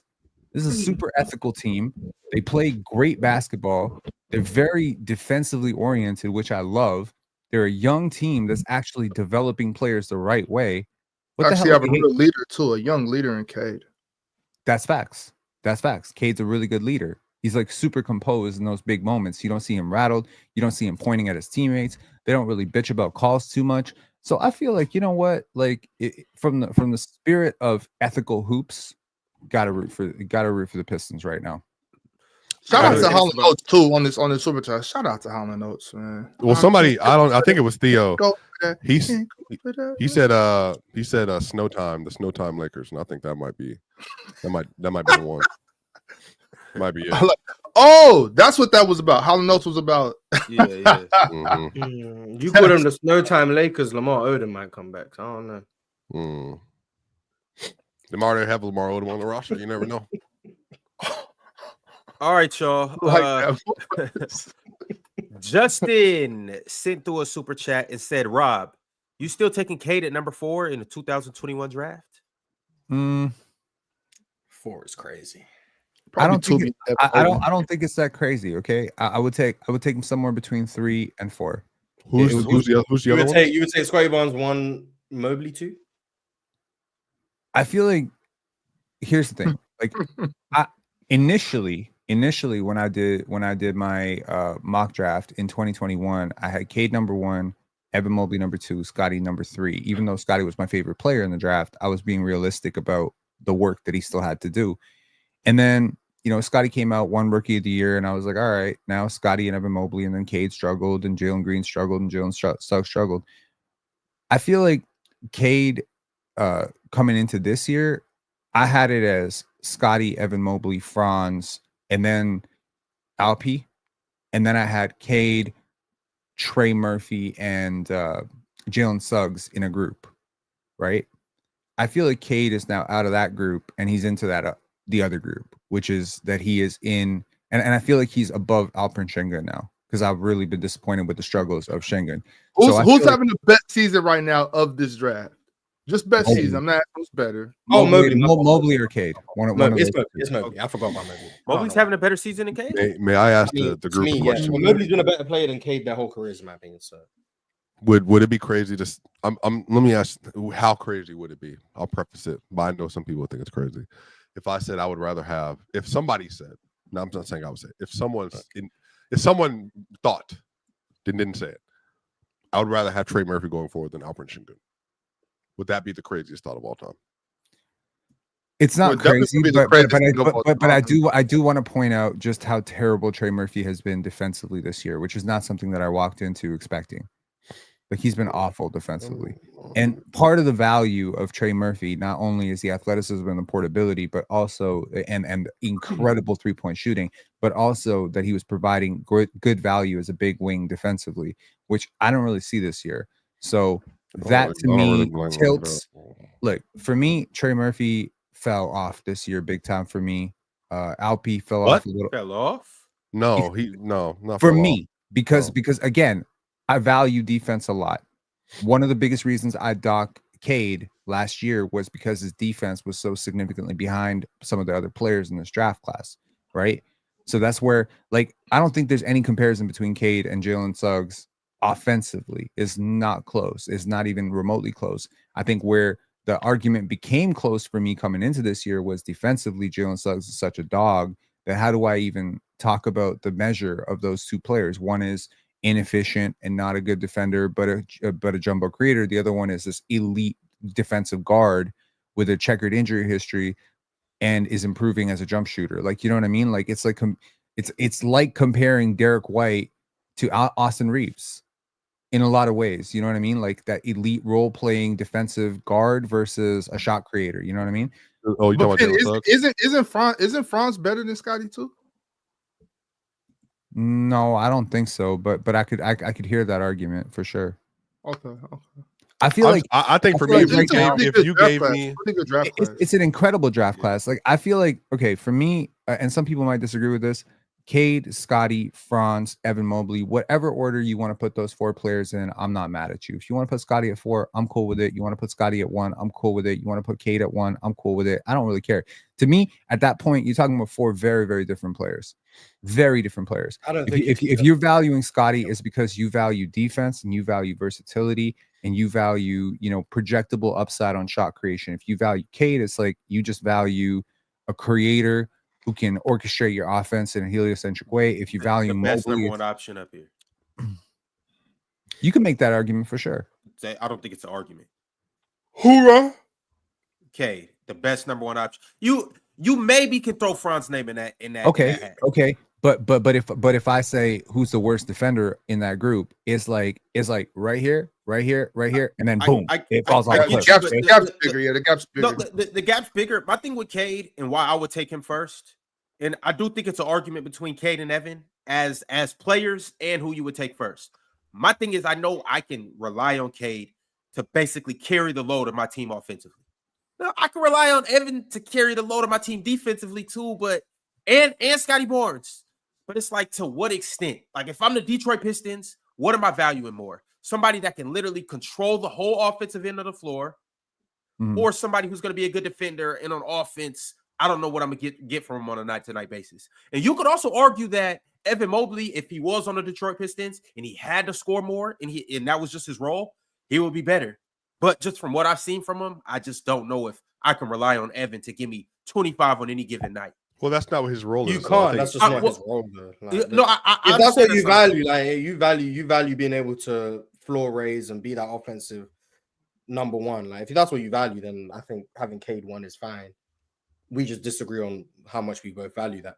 But I just don't think you can justify Evan Mobley at 4, if I'm being honest. Like, I get what Ben's saying is in terms of like that 1 through 4, he doesn't mind the order. I can't see a world in which Evan Mobley's below 2. Like, however you slice it, I think at worst he's second, no matter what you value personally. I think Mobley. I think again, Mobley and Barnes have a lot more room to grow offensively, but the defense is just so elite right now. If you're really paying attention to what Scotty's been doing the last 2 months defensively, it's nuts. Okay, and what Mobley's been doing all year for that Cavs, frankly, his whole career for the Cavs is really incredible defensively. So, you know, it's like I do value the two-way impact, though. I really do. You know, when I look at a guy like Chet, when I look at a guy like Wemby, when I look at a guy like even Shea, it's like that value that you provide to me defensively, the versatility I could have with you on the court. Even, you know, the argument yesterday with Finesse West, where we were talking Jaren Jackson versus Domantas Sabonis, like the gap defensively, to me, it's like I don't have to worry about you defensively. I can put you in 85,000 different situations. Your versatility offensively, defensively means a lot to me. I feel like we just don't value versatility, because if I see you in one role all the time, and then this other guy, his whole skill set is that he can play 100 roles. You know what I mean? Like, you get what I'm saying, though? I get what you're saying. I don't think versatility trumps non-versatility in all aspects, but in a lot of situations, I think it does, especially when you're Evan Mobley. But like, even based off that, like at worst, you would have Evan Mobley second at worst. And that's kind of my point. Like, no matter how you value, you know what? How you dissect the values, I think Evan Mobley is at worst second every time, no matter what you value. That's what I'm saying. I don't see how you get him at third. So I'd need to hear someone's values and be like, oh, well, I'd have Evan Mobley third below Cades and Scotty Barnes, for example. I think Franz is really good, man. I think Franz is really good. You know, so it's like, I know people don't like the argument of like swap places, but if you put Evan Mobley in place of Franz Wagner, I don't necessarily even think the Magic are that much better. I think they might get worse. You know, and it's like if you put Franz Wagner in Cleveland, do they get better or worse? I mean, you can't definitively tell me they get worse, but yeah, we don't know for sure. We really don't, right? And it's like it'd be completely different teams too. But I mean, like, this has been the argument this entire draft class. We've been talking about this draft class for 4 years now, and it's the same thing. You know, when Scotty was winning Rookie of the Year, people would be like, "Oh, it's because he has help." And you know, if he was in Detroit, he'd be shooting terrible, and he wouldn't be doing this in Detroit. And if Cade had if Cade had Siakam and Cade had all this, he'd be great. And it's just like, yo, it's all hypotheticals. We've seen all these players in different situations. We've seen Cade in a dumpster fire. We've seen Cade go through injuries, and now we're seeing Cade in a good situation. We've seen Scotty in a good situation last year. Now we've seen Scotty in a dumpster fire this year. We've seen Franz Wagner with Paolo. We've seen him without Paolo. We've seen him struggling. We've seen him with Jalen Suggs. And what were we talking about with the Magic this year? They might be next up. Earlier in the season when they were all healthy, yo.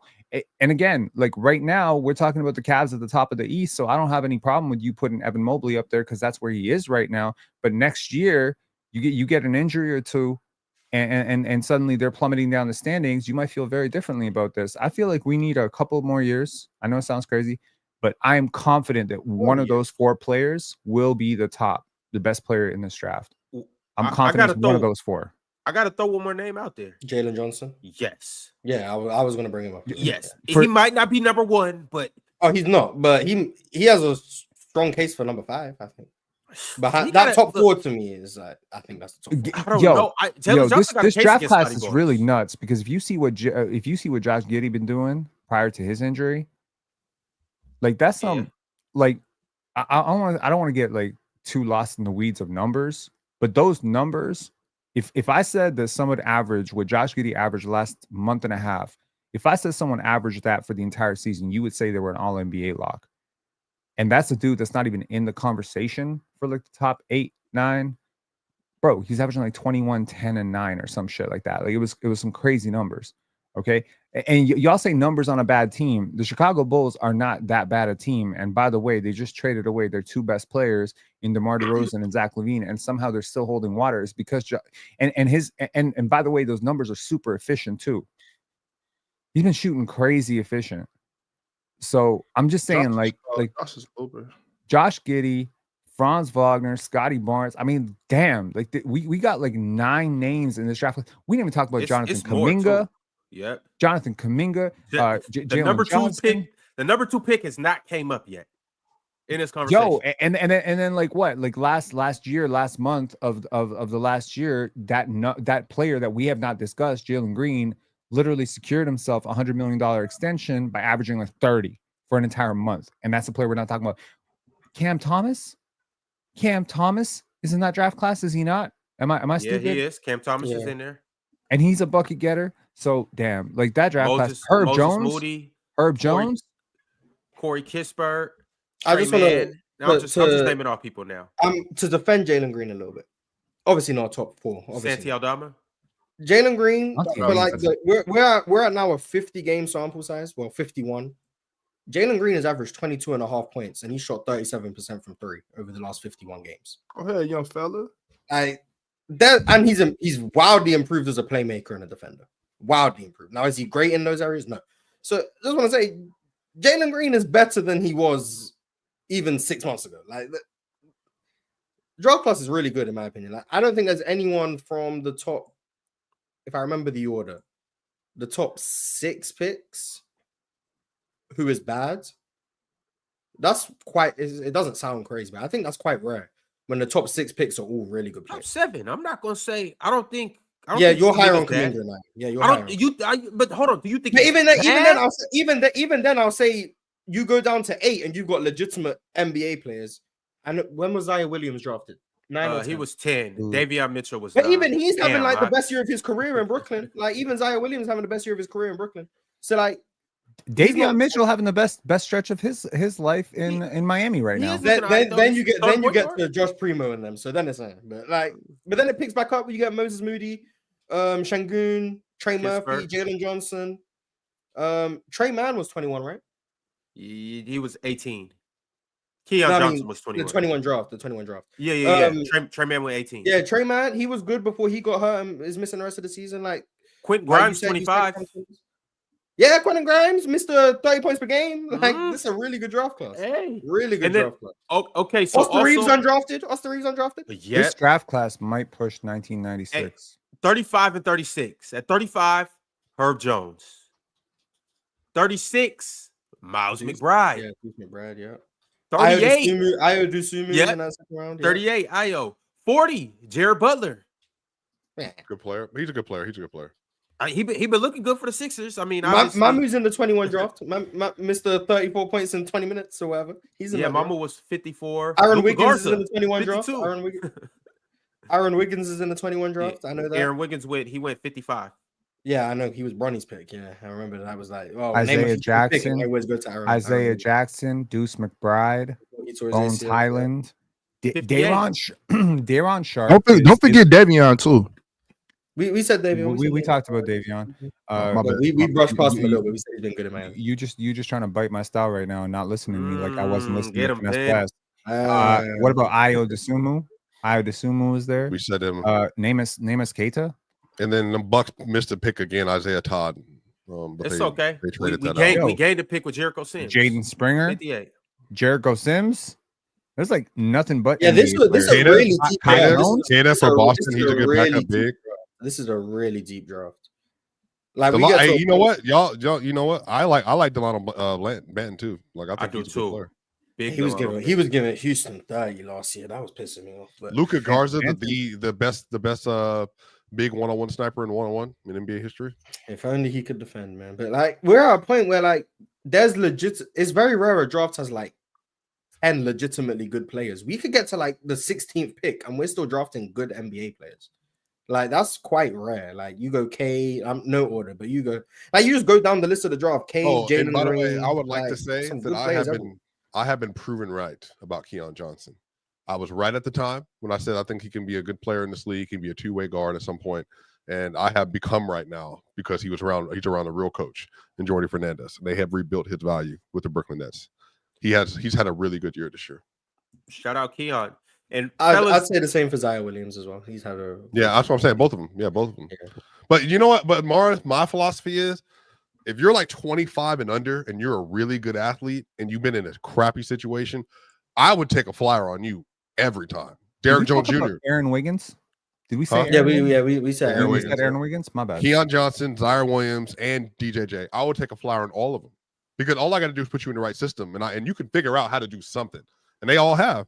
And now DJJ can pay $10 million a year because and it didn't start with the Mavericks. Remember, with DJJ, it really started with the Bulls when the Bulls put him at that low man in the power forward role, and then he started closing out games with them as a defensive anchor next to Vooch. And then from there, he got a minimum guaranteed contract with Dallas, and all of a sudden with Luka, he's a two-way player, and he can rim run, and he can hit some spot-up threes. And now with the Clippers, he's helped them to have the top 3 defense in the NBA this year. Like, I think players like that, Keon Johnson, Zion Williams, I think they can be fixed if they're smart enough, they're willing to do the work. This draft might have like 6, maybe 7 guys who make an all-star team at some point in their career. Not perennial all-stars, but 6, maybe 7 who like make an all-star game. You want me to give you the craziest number in the world? They already have 4. So look at this. In this draft class, already, okay, this early into their careers, there are 35 players with at least 2 win shares. Okay, 35. In the 1996 draft class, there were only 32. Think about that. Think about that 10 times a day.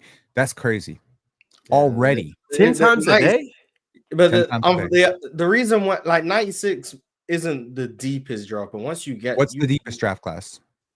Let's compare it. What's the deepest draft class? I couldn't tell you what it is off the top of my head, but 21 might be up there. But like, when you have a draft class that has Kobe, Steve Nash, AI, is Ray Allen 96? Yep, Ray Allen's 96. Like, that's some heavy hitters at the top.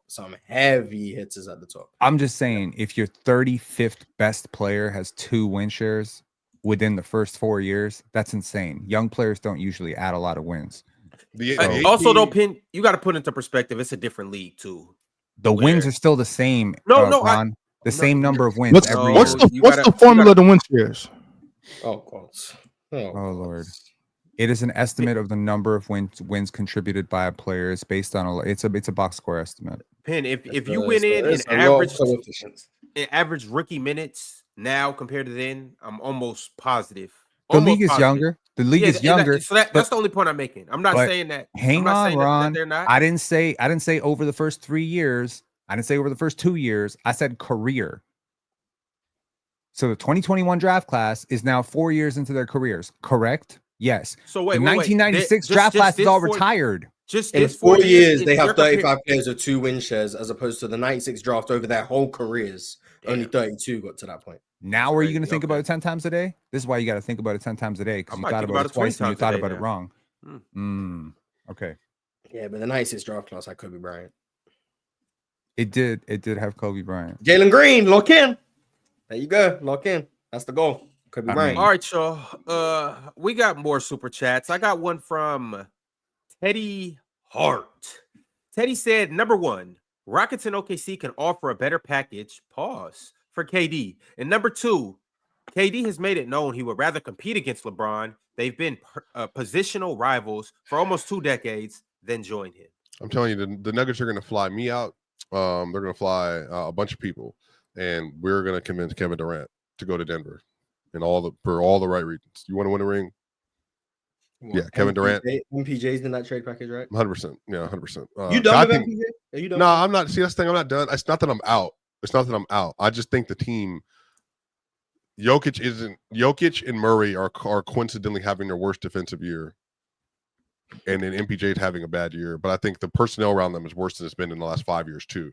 I think all that is connected. And I think if you watched the game last night, Mars, not you, but you can see it's obviously not just Joker is not showing effort. They have legitimate lapses across the court. Their communication sucks. They don't have the athlete to stay in front horizontally.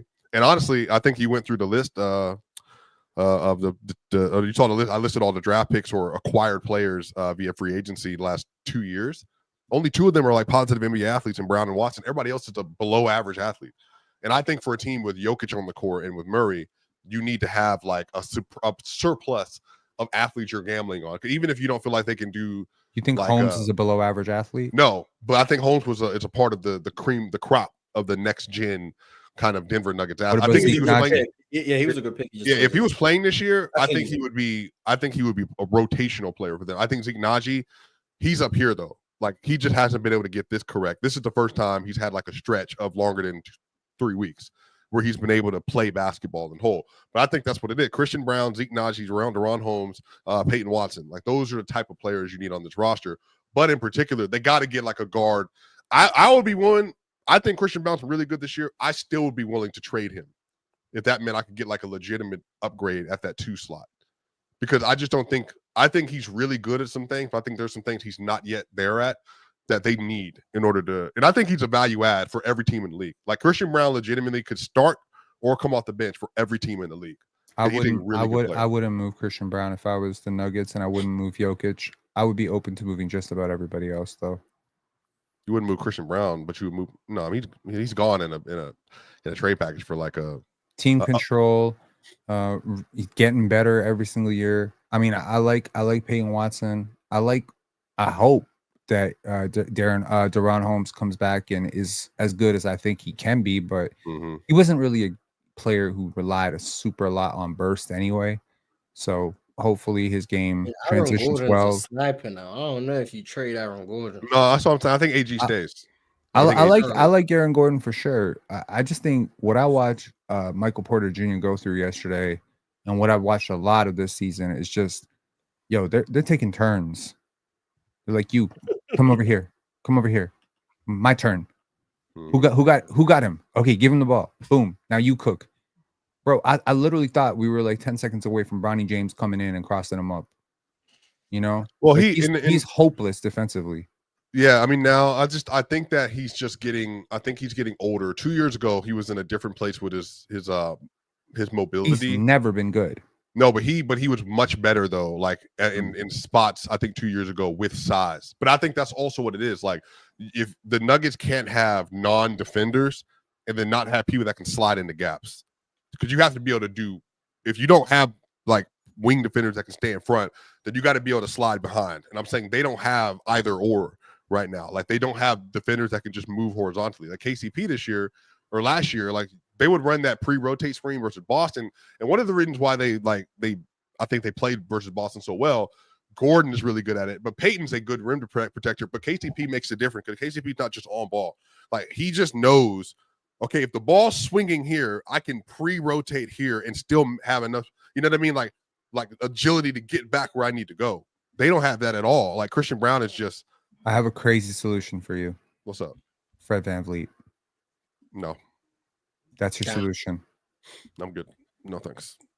He would really improve your defense. You can't do that. He is a very, very smart player. No, he is. And I feel like with Jokic, he will probably have the most efficient season of his career. And that's not saying much, but I mean, I guess. I mean, Fred was an all-star at some point, right? Yeah, not because he was. He's a really smart player, and I feel like you want to put really smart players around Jokic. So not next to Jamal though. Like I think you said it already, Swiper. Would you you would entertain MPJ for Jonathan Isaac and like something? Well, I think the trade I put together was Jonathan Isaac and Wendell Carter Jr.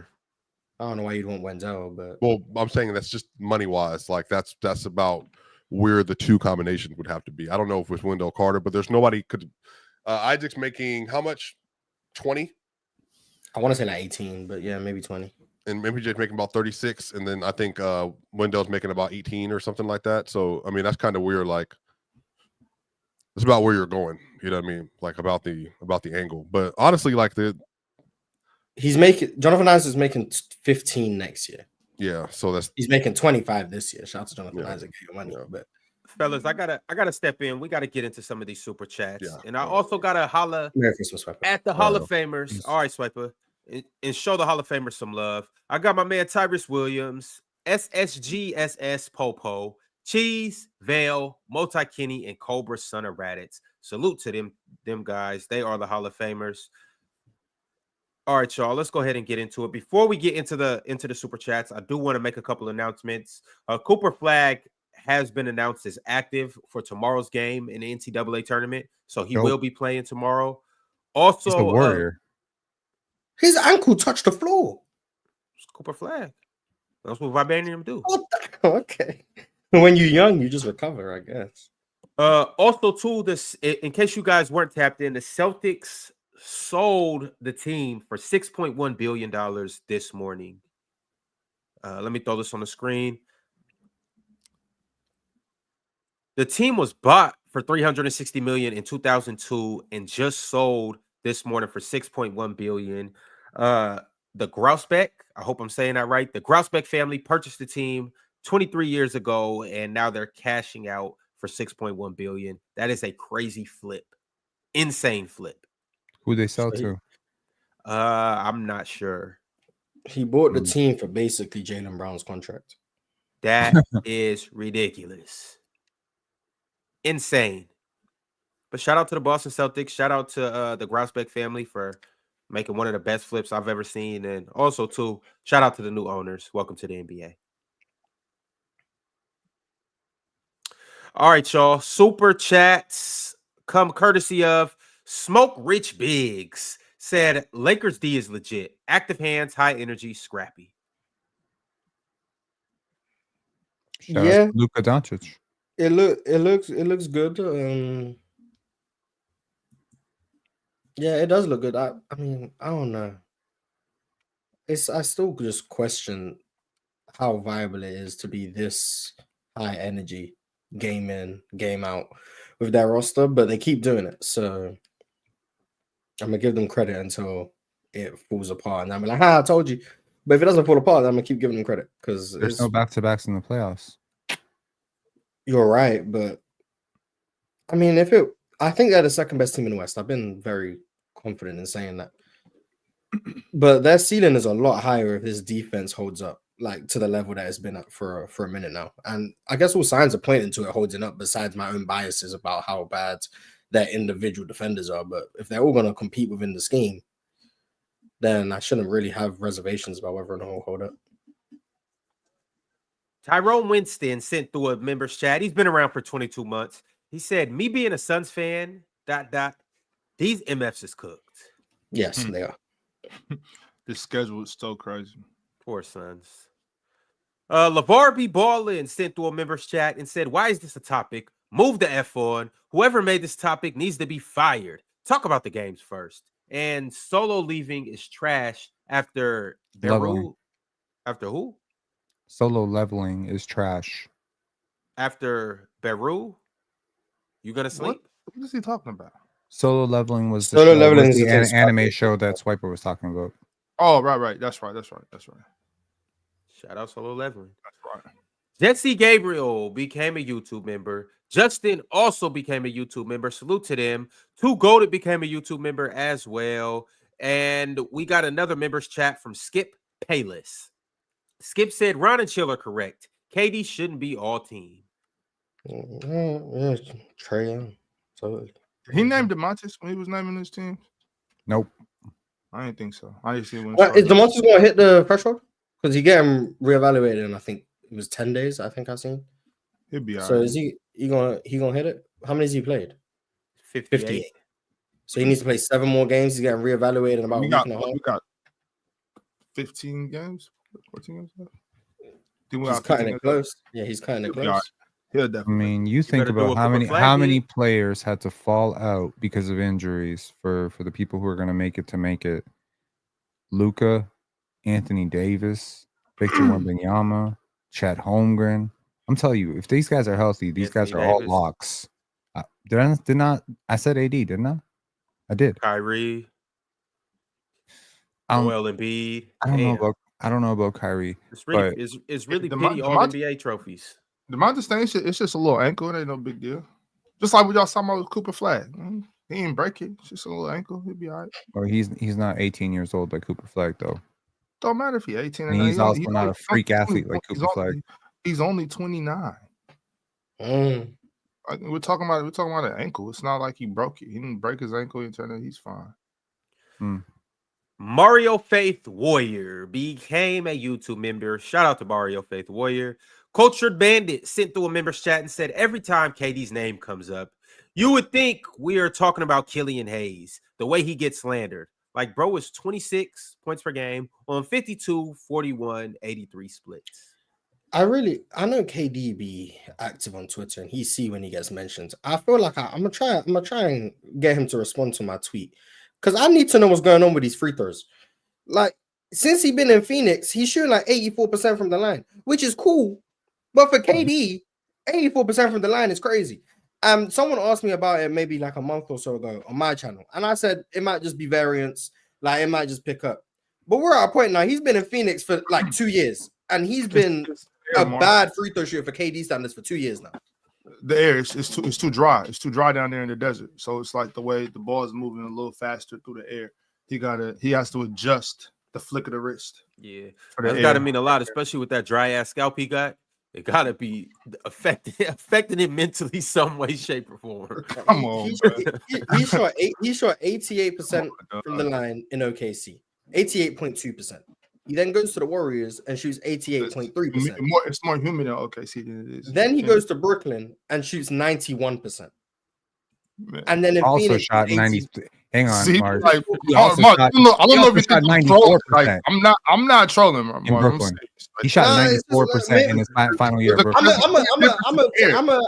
might put a tweet out and then tag KD and see if he responds, or maybe he gives you the same answer. I don't know. You know, I'm telling you right now.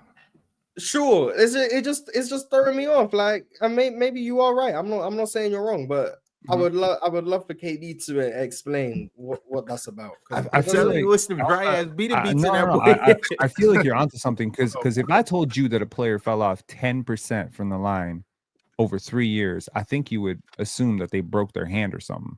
Because he shot 93.4% from the line in his final year in Brooklyn, and he's shooting 83% right now. That is a fall off of 10.4%. That is insane. It's weird to me. Like, he should be like 50, 40, 88. Like, I'm not saying he's gonna average 30 points per game if he made more free throws. It's just every game I'm watching nowadays, like, KD's missing a free throw. Like, I shouldn't be used to it by now, but every game, it feels like every time maybe he goes to the line, situation. It might be. That was a game. I can't remember how long ago it was. He shot below 50% from the line. How many did he shoot? At least 6. Oh, damn. Like, he was just missing mad free throws. Like, 2 for 6. That's I don't know.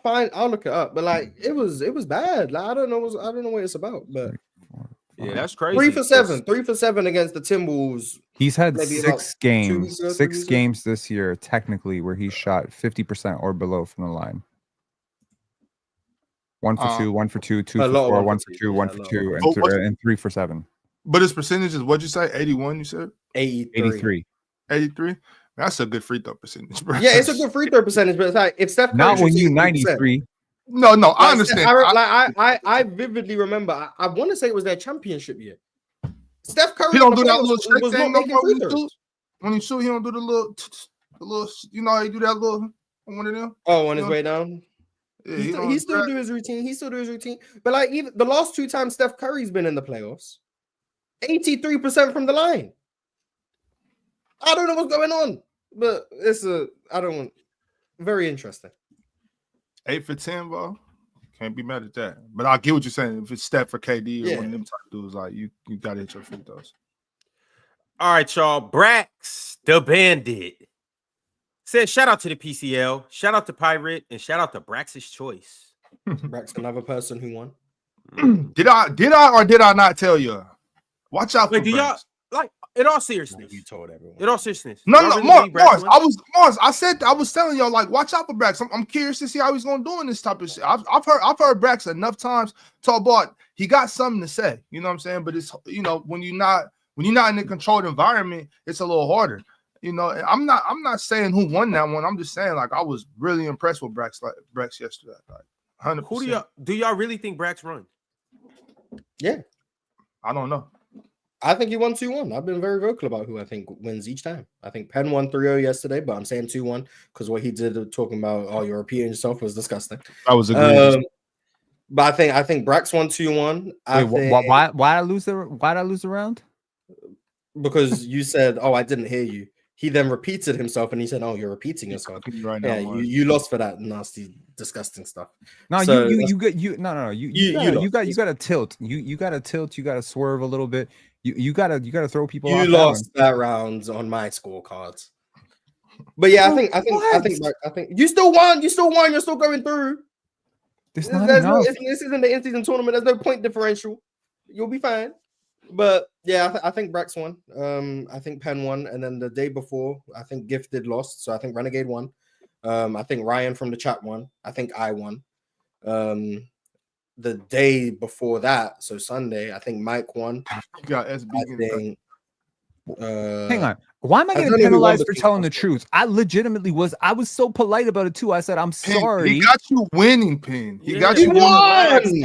Why am I getting penalized for Damn, I had you winning. I think you won. No, I'm genuinely trying to understand the question. Please let Mars finish running down his PCL, but he got you winning, dog. Yeah, like you won the round. Then I had Mike winning. Then the Logan and Carson won. No, the Logan and Casual. Hang on. Logan Mike and Casual won. Yeah, Mike won. Logan and Casual. I really don't know who I think I probably have Casual winning that one. I think I have Casual beating Logan. I think Carson is gonna beat Jordan. But who do you think actually won? I haven't rewatched that round one. So as far on my scorecard is 1-1.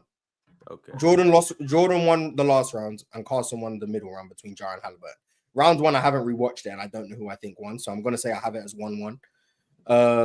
What was the other debate that day? I can't remember.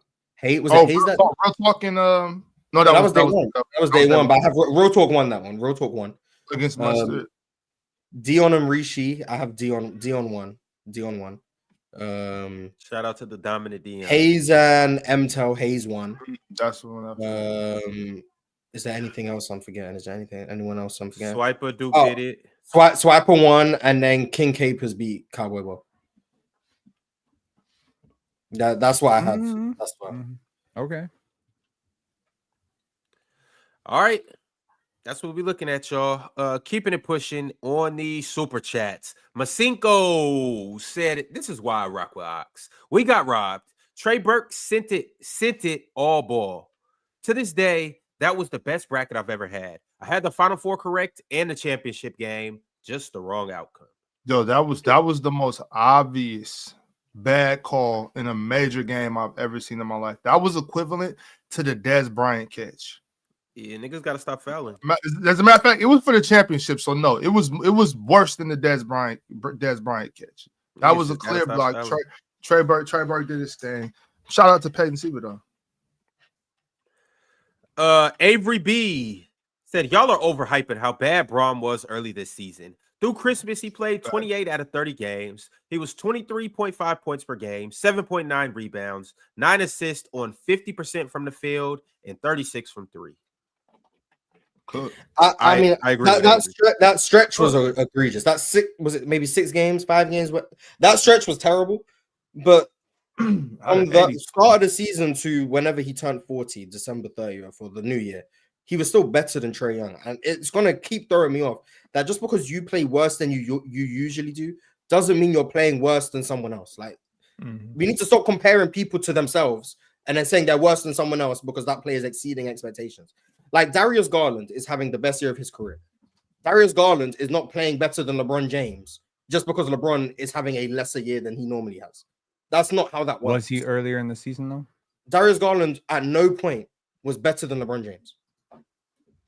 Was he playing better than LeBron James? Darius Garland at earlier no point in the season playing better than LeBron James.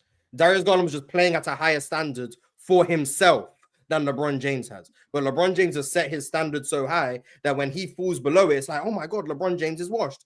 But LeBron James being washed is still playing better than Darius Garland at his best. That's what I'm saying. And that's no knock to Darius Garland. He's been amazing. All NBA caliber player. Darius Garland has been tremendous. LeBron James playing bad is still better than what Darius Garland is doing. Kevin Durant playing bad is still playing better than Darius Garland. Like, it's not. Trae Young made an All NBA third team, averaging 28 points per game. He's a 4-time All-Star. He's carried his team as the de facto number 1 option to an Eastern Conference Finals, and he's done it with a lot of swagger. I don't know, man. I feel like, we have these like weird classes of players, but I think Trae Young is in the upper echelon. Like, he's a franchise player. Like, I don't know why we're talking about Trae Young like he's in some sort of different, like he can't ever. He's in a touch. different stratosphere to LeBron James. Yes, we are talking about him that way. Yes, absolutely. Not LeBron in his prime. LeBron is like 7, 9, 10, 12. Dude, LeBron is like 12 years removed from his best season Yes. ever. LeBron is 12 years removed from being maybe the best player to ever exist. Yes. The player he is now is still better than Trae Young. Yes. You're doing the thing I just said people do. Like, we're going to go in circles. No, I'm not. No, you are. You're you saying literally LeBron are. is what he used to be. You know He's what's not wrong? that far from Trae Young because Trae Young has done all of this. Cool. LeBron James today is better than Trae Young. He's played better than Trae Young. He's been better than Trae Young the whole season. He's been better than. I don't care that he was the best player ever maybe 12 years ago. Cool. Today, he's better. Tomorrow, he's better. Next year, he'll probably be better. Like, What about yesterday, Marsh? nah, yesterday he was sitting on the bench doing nothing. Bronny clears. Yeah. All right, y'all. His Bronny was in uniform. SMN R&DM said, if you were able to do a draft with the last 10 years, what's the top 5 with hindsight? Is it Wemby, Luka, Tatum, D-Book, Ja? That order? Maybe Chet/Triple J? Also, the 2018 best class since LeBron year. So many elites. 10 years. How did Ja get here? 1, 2, 3, 4, 5, 6, 7, 8, 9, 10. So we're going back to 2015. Luka and Jason Tatum would probably be the. Well, I mean, are we saying based off what they've done so far, or we're still projecting? Yeah, it was like Wemby would still be my number one, probably. Him or Luka. You could project as well, but based on just what you've seen. Wemby, Tatum, and Luka would be the top 3. I don't know what the order would be. Wemby, Tatum, and Luka would be the top 3. Tatum over Shea? That's what I'm saying. Oh my Luka God, over Shea. Oh my God, I forgot Shea. Yeah, see. Wemby, Tatum, Luka, and Shea would be in the top 4. What about Shea? Yes, I forgot about Shea. Because I'm normally thinking about like the top 5 picks. It's very rare that a Shea drops as far as he did. Wemby, Tatum, Luka, and Shea. That was a reference to the forgot about Dre. Wemby, Tatum, Luka, and Shea top 4, and then Trae. And forgot about Trae. Yeah, no, forgot about Trae and forgot about Shea. Anthony Edwards, maybe. Yeah, maybe Anthony Edwards. That's tough. I'd have to think about it more than I do because I just forgot Shea. So like, it's hard for me to just do that off the top of my head. It's a lot of players. It's 10 different drafts. I know John. I didn't know.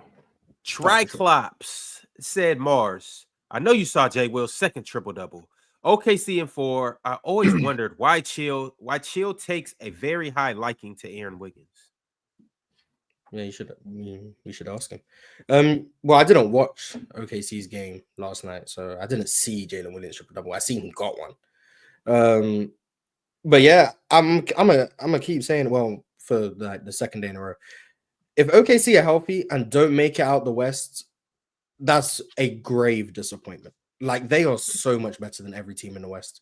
Like, they really should get through the Western Conference. Not with ease. Like, I'm not saying every series should be a sweep, but they are like clearly the best team in the conference. So clearly. Like, they have to get through the West if they're healthy, in my opinion. They have to. Void Century said, let's go, Miami. Great loss last night. We coming for Cooper Flag or Dylan Harper. And Penn, I know you see your easy schedule. We coming for that 7th spot. Who's coming for that 7th spot? Sorry, I wasn't paying attention. Miami. War V Room said Ron is wrong, but he's the only one consistent. He holds all the all-time greats right now. Is that what that ATG? He holds all the all-time greats right now to that standard of winning. Everyone else picks and chooses. What did he say? Oh, we're just all doing this now, huh? Nice. I wasn't listening. I want to tell you, I'm writing out my. I feel like y'all want to penalize me for having ADHD, and I just feel like it's just discriminatory. No, that wasn't even a shot at you. I'm actually writing out my tweet to Kevin Durant about his free throws. I'm just hoping he sees. Yeah, Penn, that's just Mars trolling you right now. I don't think the judges. Yeah, Mars. You try to pay attention to Finesse West talk for 5 minutes. Go ahead. Try it. I was barely paying attention to you guys' debate. Like, I'm being honest, bro. Mars's first comment in the chat. Oh, I'm getting sleepy. Oh, it was crazy. You guys popped up on stage and I started yawning. I don't know. It was crazy. You also got to remember what time it was for Mars, though, Penn. Facts. Yeah, factor in the time. Facts. I don't think because he didn't say that about any other debate. Nah, Penn, he's trolling. If Rishi, because Braxton Pirate were getting to it. Man up, Rishi be chiming in from like 2 a.m. from India. I don't think you have any right to complain about anything. How you know I'm not in India? Crazy thing. You're not in India. We know not you. even really We in know India. you somewhere in the Queensland. You know, in Queen. England. I'm in hell. Oh, King. Oh shit. Oh, it's a king now. Is the queen? I don't keep up with the royal family. Worst Yeah, the living. I'm like Joe Mazzulla that way. I Hey. don't really watch things. I don't know where Mars is, whether it's in hell or heaven, but I know that it's all worth living. Sent through a super chat and said, Steph missed the playoffs. Bron been in the play-in. Y'all don't make it such a big deal. Y'all gotta unmouth Bron and Steph. Unmouth? Unmouth is a great word. Warview Great word. That's a great word. I don't care. That's a great word.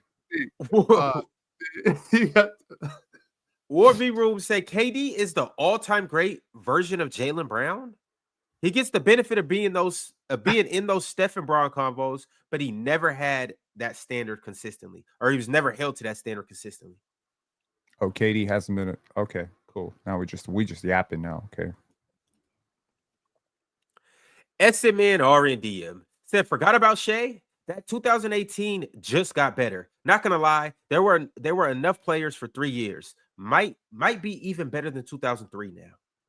Seems nowadays everybody want to talk like they got something to say, but nothing comes out. And they move their lips. Just sounds like a bunch of gibberish. Motherfuckers that they forgot about Shea again. They keep forgetting about Shea. Penn really cooking, y'all. Finesse West really unlocked something in Penn. Realist123 said this LeBron convo is so disingenuous. He had like a 4-game bad stretch. He was still 23, 7, and 8 on 50% from the field by December. I watched every game. Yeah, he was. That's like I'm gonna keep that stretch was terrible, but overall he still wasn't like. And he wasn't great in my opinion because the defense was really bad, and like the lack of rim pressure was still concerning, like for LeBron standards. But he was still playing better than Trae Young, which is what the topic was. He was playing better than him, but like he was still a really good player. Just the standard is different. All right. Marchant 2K said, can't forget Baylor with Quincy Miller, Perry Jones III, and Isaiah Austin. Mm-hmm. One of the big what ifs if was Isaiah Austin if he could have played in the NBA. I really believed in Perry Jones. Holy shit. I completely forgot about that. Perry Jones was supposed to be him. I think Isaiah was going to be really good. Perry Jones, Anthony Randolph. These are two players that I had like crazy amounts of like hype, faith, whatever. And Shout out Austin Day as well, believe it or not. Austin Day as well. So you just like these big wings of a perimeter game? I like big wings, yes. Yeah, because Perry Jones was like he was meant to be like. I like KD. Big wings too. Like, he was meant to be KD's backup in OKC. Like, he was meant to be KD. You sub out KD, you bring in the next KD. That's what it was meant to be. I'm talking about that. That wings damn near be drumsticks in there. Ray B said the majority of this panel disrespects and undervalues Reeves. L basketball watchers for saying I'm assuming that's about the Evan Mobley stuff. I mean, I guess whatever. So did you feel the same way about Jonathan Bender? No.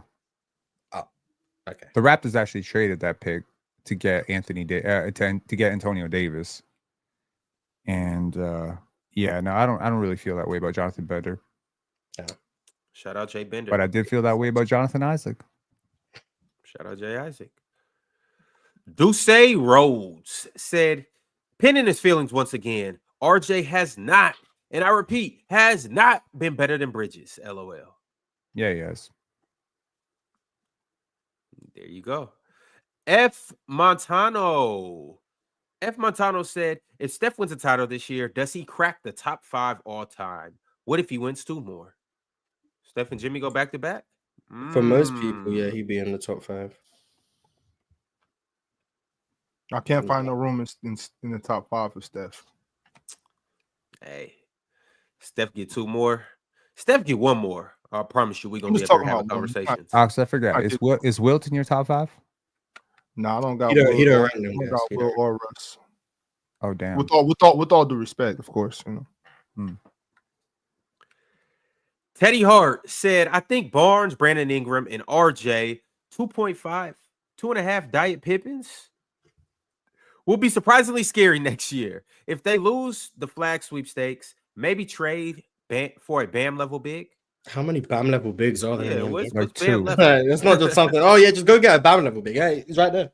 Yeah, if they Well, did get BAM, you know though. what? Like, I will say this. Like, something that I do want to really quickly add is, you know, when Swiper was talking about Denver, I feel like the ripple effects of that second apron are going to continue to be felt, and there's going to be a lot of players that are thinking they're going to get big money deals this offseason that are not going to have teams not going to have cap space. So we're going to have to facilitate a lot of sign and trades, right? Because the money that would be there for Miles Turner or Naz Reid with their existing teams just ain't there. It's just not there. How many max contracts can Indiana afford? How many max contracts can Minnesota afford? And so, you know, you might see these, you know, mid-sized contracts like RJ Barrett, Emmanuel Quickly, guys like this, Michael Porter Jr. get moved for new signings. Maybe you add some draft picks and you make that work. So I think there's a lot of players like that this summer that are really good players that don't have a contract. John Collins, another one. Zigsaw Puzzle said there's unethical hoops and then there's unethical debating. Pin picking OKC round 3 is unethical. I mean, I was given two options, Zigsaw Puzzle. I was told pick Spurs or pick Do what OKC. you did last year. Refuse. Yeah. Boycott. Yo, I'm gonna tell you right now, I would not do that again. I was trying to be cute about it, thinking that I was gonna like upstage Swiper on nationalism or something like that. It just did not work out. It did not work out the way I'd hoped. It was really stupid. Never doing that shit again. Hey, Pin, you know what they say? If at first you don't succeed, dust yourself off and try again. Nah, change. If you don't succeed, reevaluate. You might be successful this time. You never know. Rod, speaking of Swiper, said Swiper is wrong. MPJ was the #1 player in the country till Marvin reclassified. Ox, Kevin Huerter masterclass tonight. Well, Swiper's always wrong. I'm not always wrong, but 85% of the time, Swiper's wrong. So, Facts. you know, that's normal. Kevin Hunt masterclass. Yeah, I've been trying to squash the beef, but I cannot ignore how often Swiper is wrong. It is ridiculous. All his 100% guarantees never come true. Luka to Chicago, Luka not getting traded. Blah, blah, blah. He basically is Charles Barkley. They got the same head. That's true. I mean, in 30 years? Yesterday he said Denver coming back in the third quarter. That didn't happen.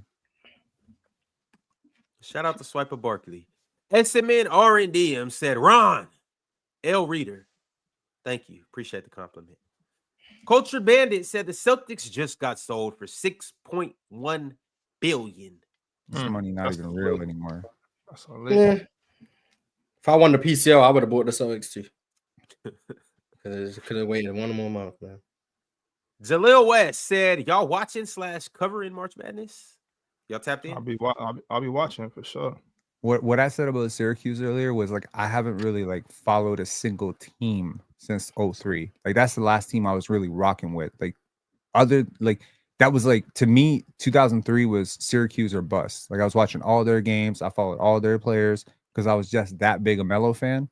But since then it's been like my attention's been spread across like 9 teams, 10 teams, 12 teams. So I can't just follow one team, you know? Yeah. I don't know. I'm gonna watch, but I'm doing it for the scouting perspective, like because you know because it started. It technically started yesterday with the first 4 games. You know when what was it 11 seasons, 16 seasons play. Y'all seen Texas get beat by Xavier? I think a lot. I didn't see the game, but I seen them get popped though. I think a lot of people had Texas. I don't think anybody had Texas winning, obviously, but I think a lot of people had Texas making a little run. I was shocked that they got popped by Xavier. But with that being said, I haven't really watched Xavier this year, so I didn't know they was like that. So yeah, Trae. I think his name's Trae Johnson. Plays for Texas. He's about to be a lottery pick. He ended up getting packed up. But all right. Oh yeah, and Penn, I feel you because I feel that same way. The way that you were following Syracuse, I feel that same way about the Notre Dame Fighting Irish. They got the best backcourt in the world right now. Shout out Notre Dame. in the world. In the world. Hannah and Olivia. I hope Madison Booker catch up with them again and spank their ass again. Yeah, she don't want to. Yes, she do. I'm I trying can to speak tell for you, her. I She don't want to. put y'all money on Texas or North Carolina State. Jamal Shed and AJ Lawson would beat that team, beat that backcourt, best backcourt in the world. And I'm talking about relative to competition. Okay. I'm not. Okay. Mr. Cox said, "Welcome back, Ron. Yesterday, Mars was the ill host. Mars, were you? Nah, Mars did a good job. Yo, Pim, when you gonna show me some host love? You was meant to host yesterday. When you upgrade your hosting abilities significantly. My bad. I forgot. But you held it down. Good job, Morris. I think you're a W host, but I'm just saying it's crazy. It's crazy how Penn showing you love for being a W host all day yesterday. I'm talking about all day yesterday. Penn talking about good job, Morris. Good job. I'm like, Penn, unmouth him. Oh Lord. Okay. Ray B said, "Sit AD or play AD. What would y'all do?" I mean, if it was up to me, he wouldn't even have a choice. He's not playing. Yeah, I would say him. You know, you can't come to my facilities. Actually, you're banned. You're 86. You're 86 from the arena, so you can't play. That's crazy. I'm telling security. I'm showing security pictures of Anthony Davis. Like, if you see him, pack him up. Football Breakdown said, "I need Swiper to explain Brunson over Braun this year. He's seen this super chat football and he ran as fast as he could." I don't think that's as bad as of a take as people make it out to me. I think you could argue Brunson's been better offensively than Braun has this year. I think you can make that argument. No, he's obviously been worse. So it's a conversation? No, I'm just saying I think I could make the argument, but that's just because I think I'm really good at making my point. But I do think I do think I can make that. I do think I could probably make that case. I mean, a lot of it would probably still be on the fact that could you make a case that Trae Young's been better than Jalen Brunson? I wouldn't. I'm not saying if you would. I'm saying could you? If it was a PCL debate right now, could you win a debate against an average debater with Trae Young over Jalen Brunson? Name an average debater. Ox. Yo, hey, Ox, he ain't had to do that. Yeah, he called you average. That's okay. I am an average. He said you're. I'm definitely an average debater, but like I know so much more ball than Penn that I don't really got to be a good debater. That's why I be cooking. That's why I be having tears coming out of Penn's eyes. Like Penn be so upset when I be just baking his ass. He like, how is this average debater cooking me like this? So Penn is an average when he watches like 18 games at a time, 3 minutes. It's because my ball knowledge is so far superior to yours, Penn, that you could never compete with me. And it's okay because you're still my man. It's like it's all love, but Penn, not on your best day. Not on your best day. Not on my best day. Not on your best day, dog. This basketball shit is so in me. It's so easy, bro. Like, I'm gonna debate you with my eyes closed, notes away. Okay, if we bump into each other in the PCL, you better come with a bag on your head. You heard? However, Penn, however, bro, I don't care. I don't care. Finn275 said, "Ron and Chill, please explain why y'all hate KD. I would, but Chill's not here to explain it with me." Ron hates him because of July 4th, 2016. Chill hates him for the same reason. July 4th, 2016. Same reason. I would explain it, but once again, Chill's not here to explain it with me. He said Ron and Chill. So okay. I mean, I just explained it. Cowboy Bob said Trae given 25 and 11 and bad shooting. It's definitely not 25, and I don't think it's 11. I mean, it might be 12. I don't know. It's 24 and a half and 11.3. He averages 24 and a half. That's Trae Young. What? I didn't know he's averaging 24 and a half. I thought he was averaging. Y'all better be lucky it's not 27 and a half. I'll tell you right now, if Trae Young was playing with Victor Wembanyama all year in the San Antonio Spurs system, wow, I think y'all would be talking about him as an All NBA lock. I think so too, and I think they'd probably be like the 5 seed, 4 seed. Yeah, Wemby would cover up for a lot. Look, great playmakers. There's always some element of situational dependence on their outcomes. right? You put a good team around Trae Young, you're gonna see a very, very different outcome. He's got a young team right now, but they're on the come up. And I'm gonna tell you right now, I said it in the debate yesterday. I would not bet against Atlanta's future. There's a lot of good young players in Atlanta. If only they had their draft picks. That's true. That's true. Alan Bowlingpin said Hall and Oates. Ox had commented on that earlier. He Not Legend said Tatum isn't even top 5. Yeah, I don't agree with that anymore. He's top 5. Football Breakdown said Reeves is a better playmaker than KD and can score. Yes, I agree. He is a better playmaker, yeah. Estimate R&DM said Brandon Jennings crashing out. Like currently Well, right right now or just in general? Because I've been seeing him on the timeline talking about How he better than Drew Holiday? Yeah. And I do want to let this be known that Brandon Jennings is not lying about anything he said at all. Do you see what Jeff Teague said about him, though? Is he lying? That he was checking? That he was chucking? Trae Young is chucking. I still think he's better than a lot of people. So respect chuckers. Okay. Hold on, he was chucking where? In the league?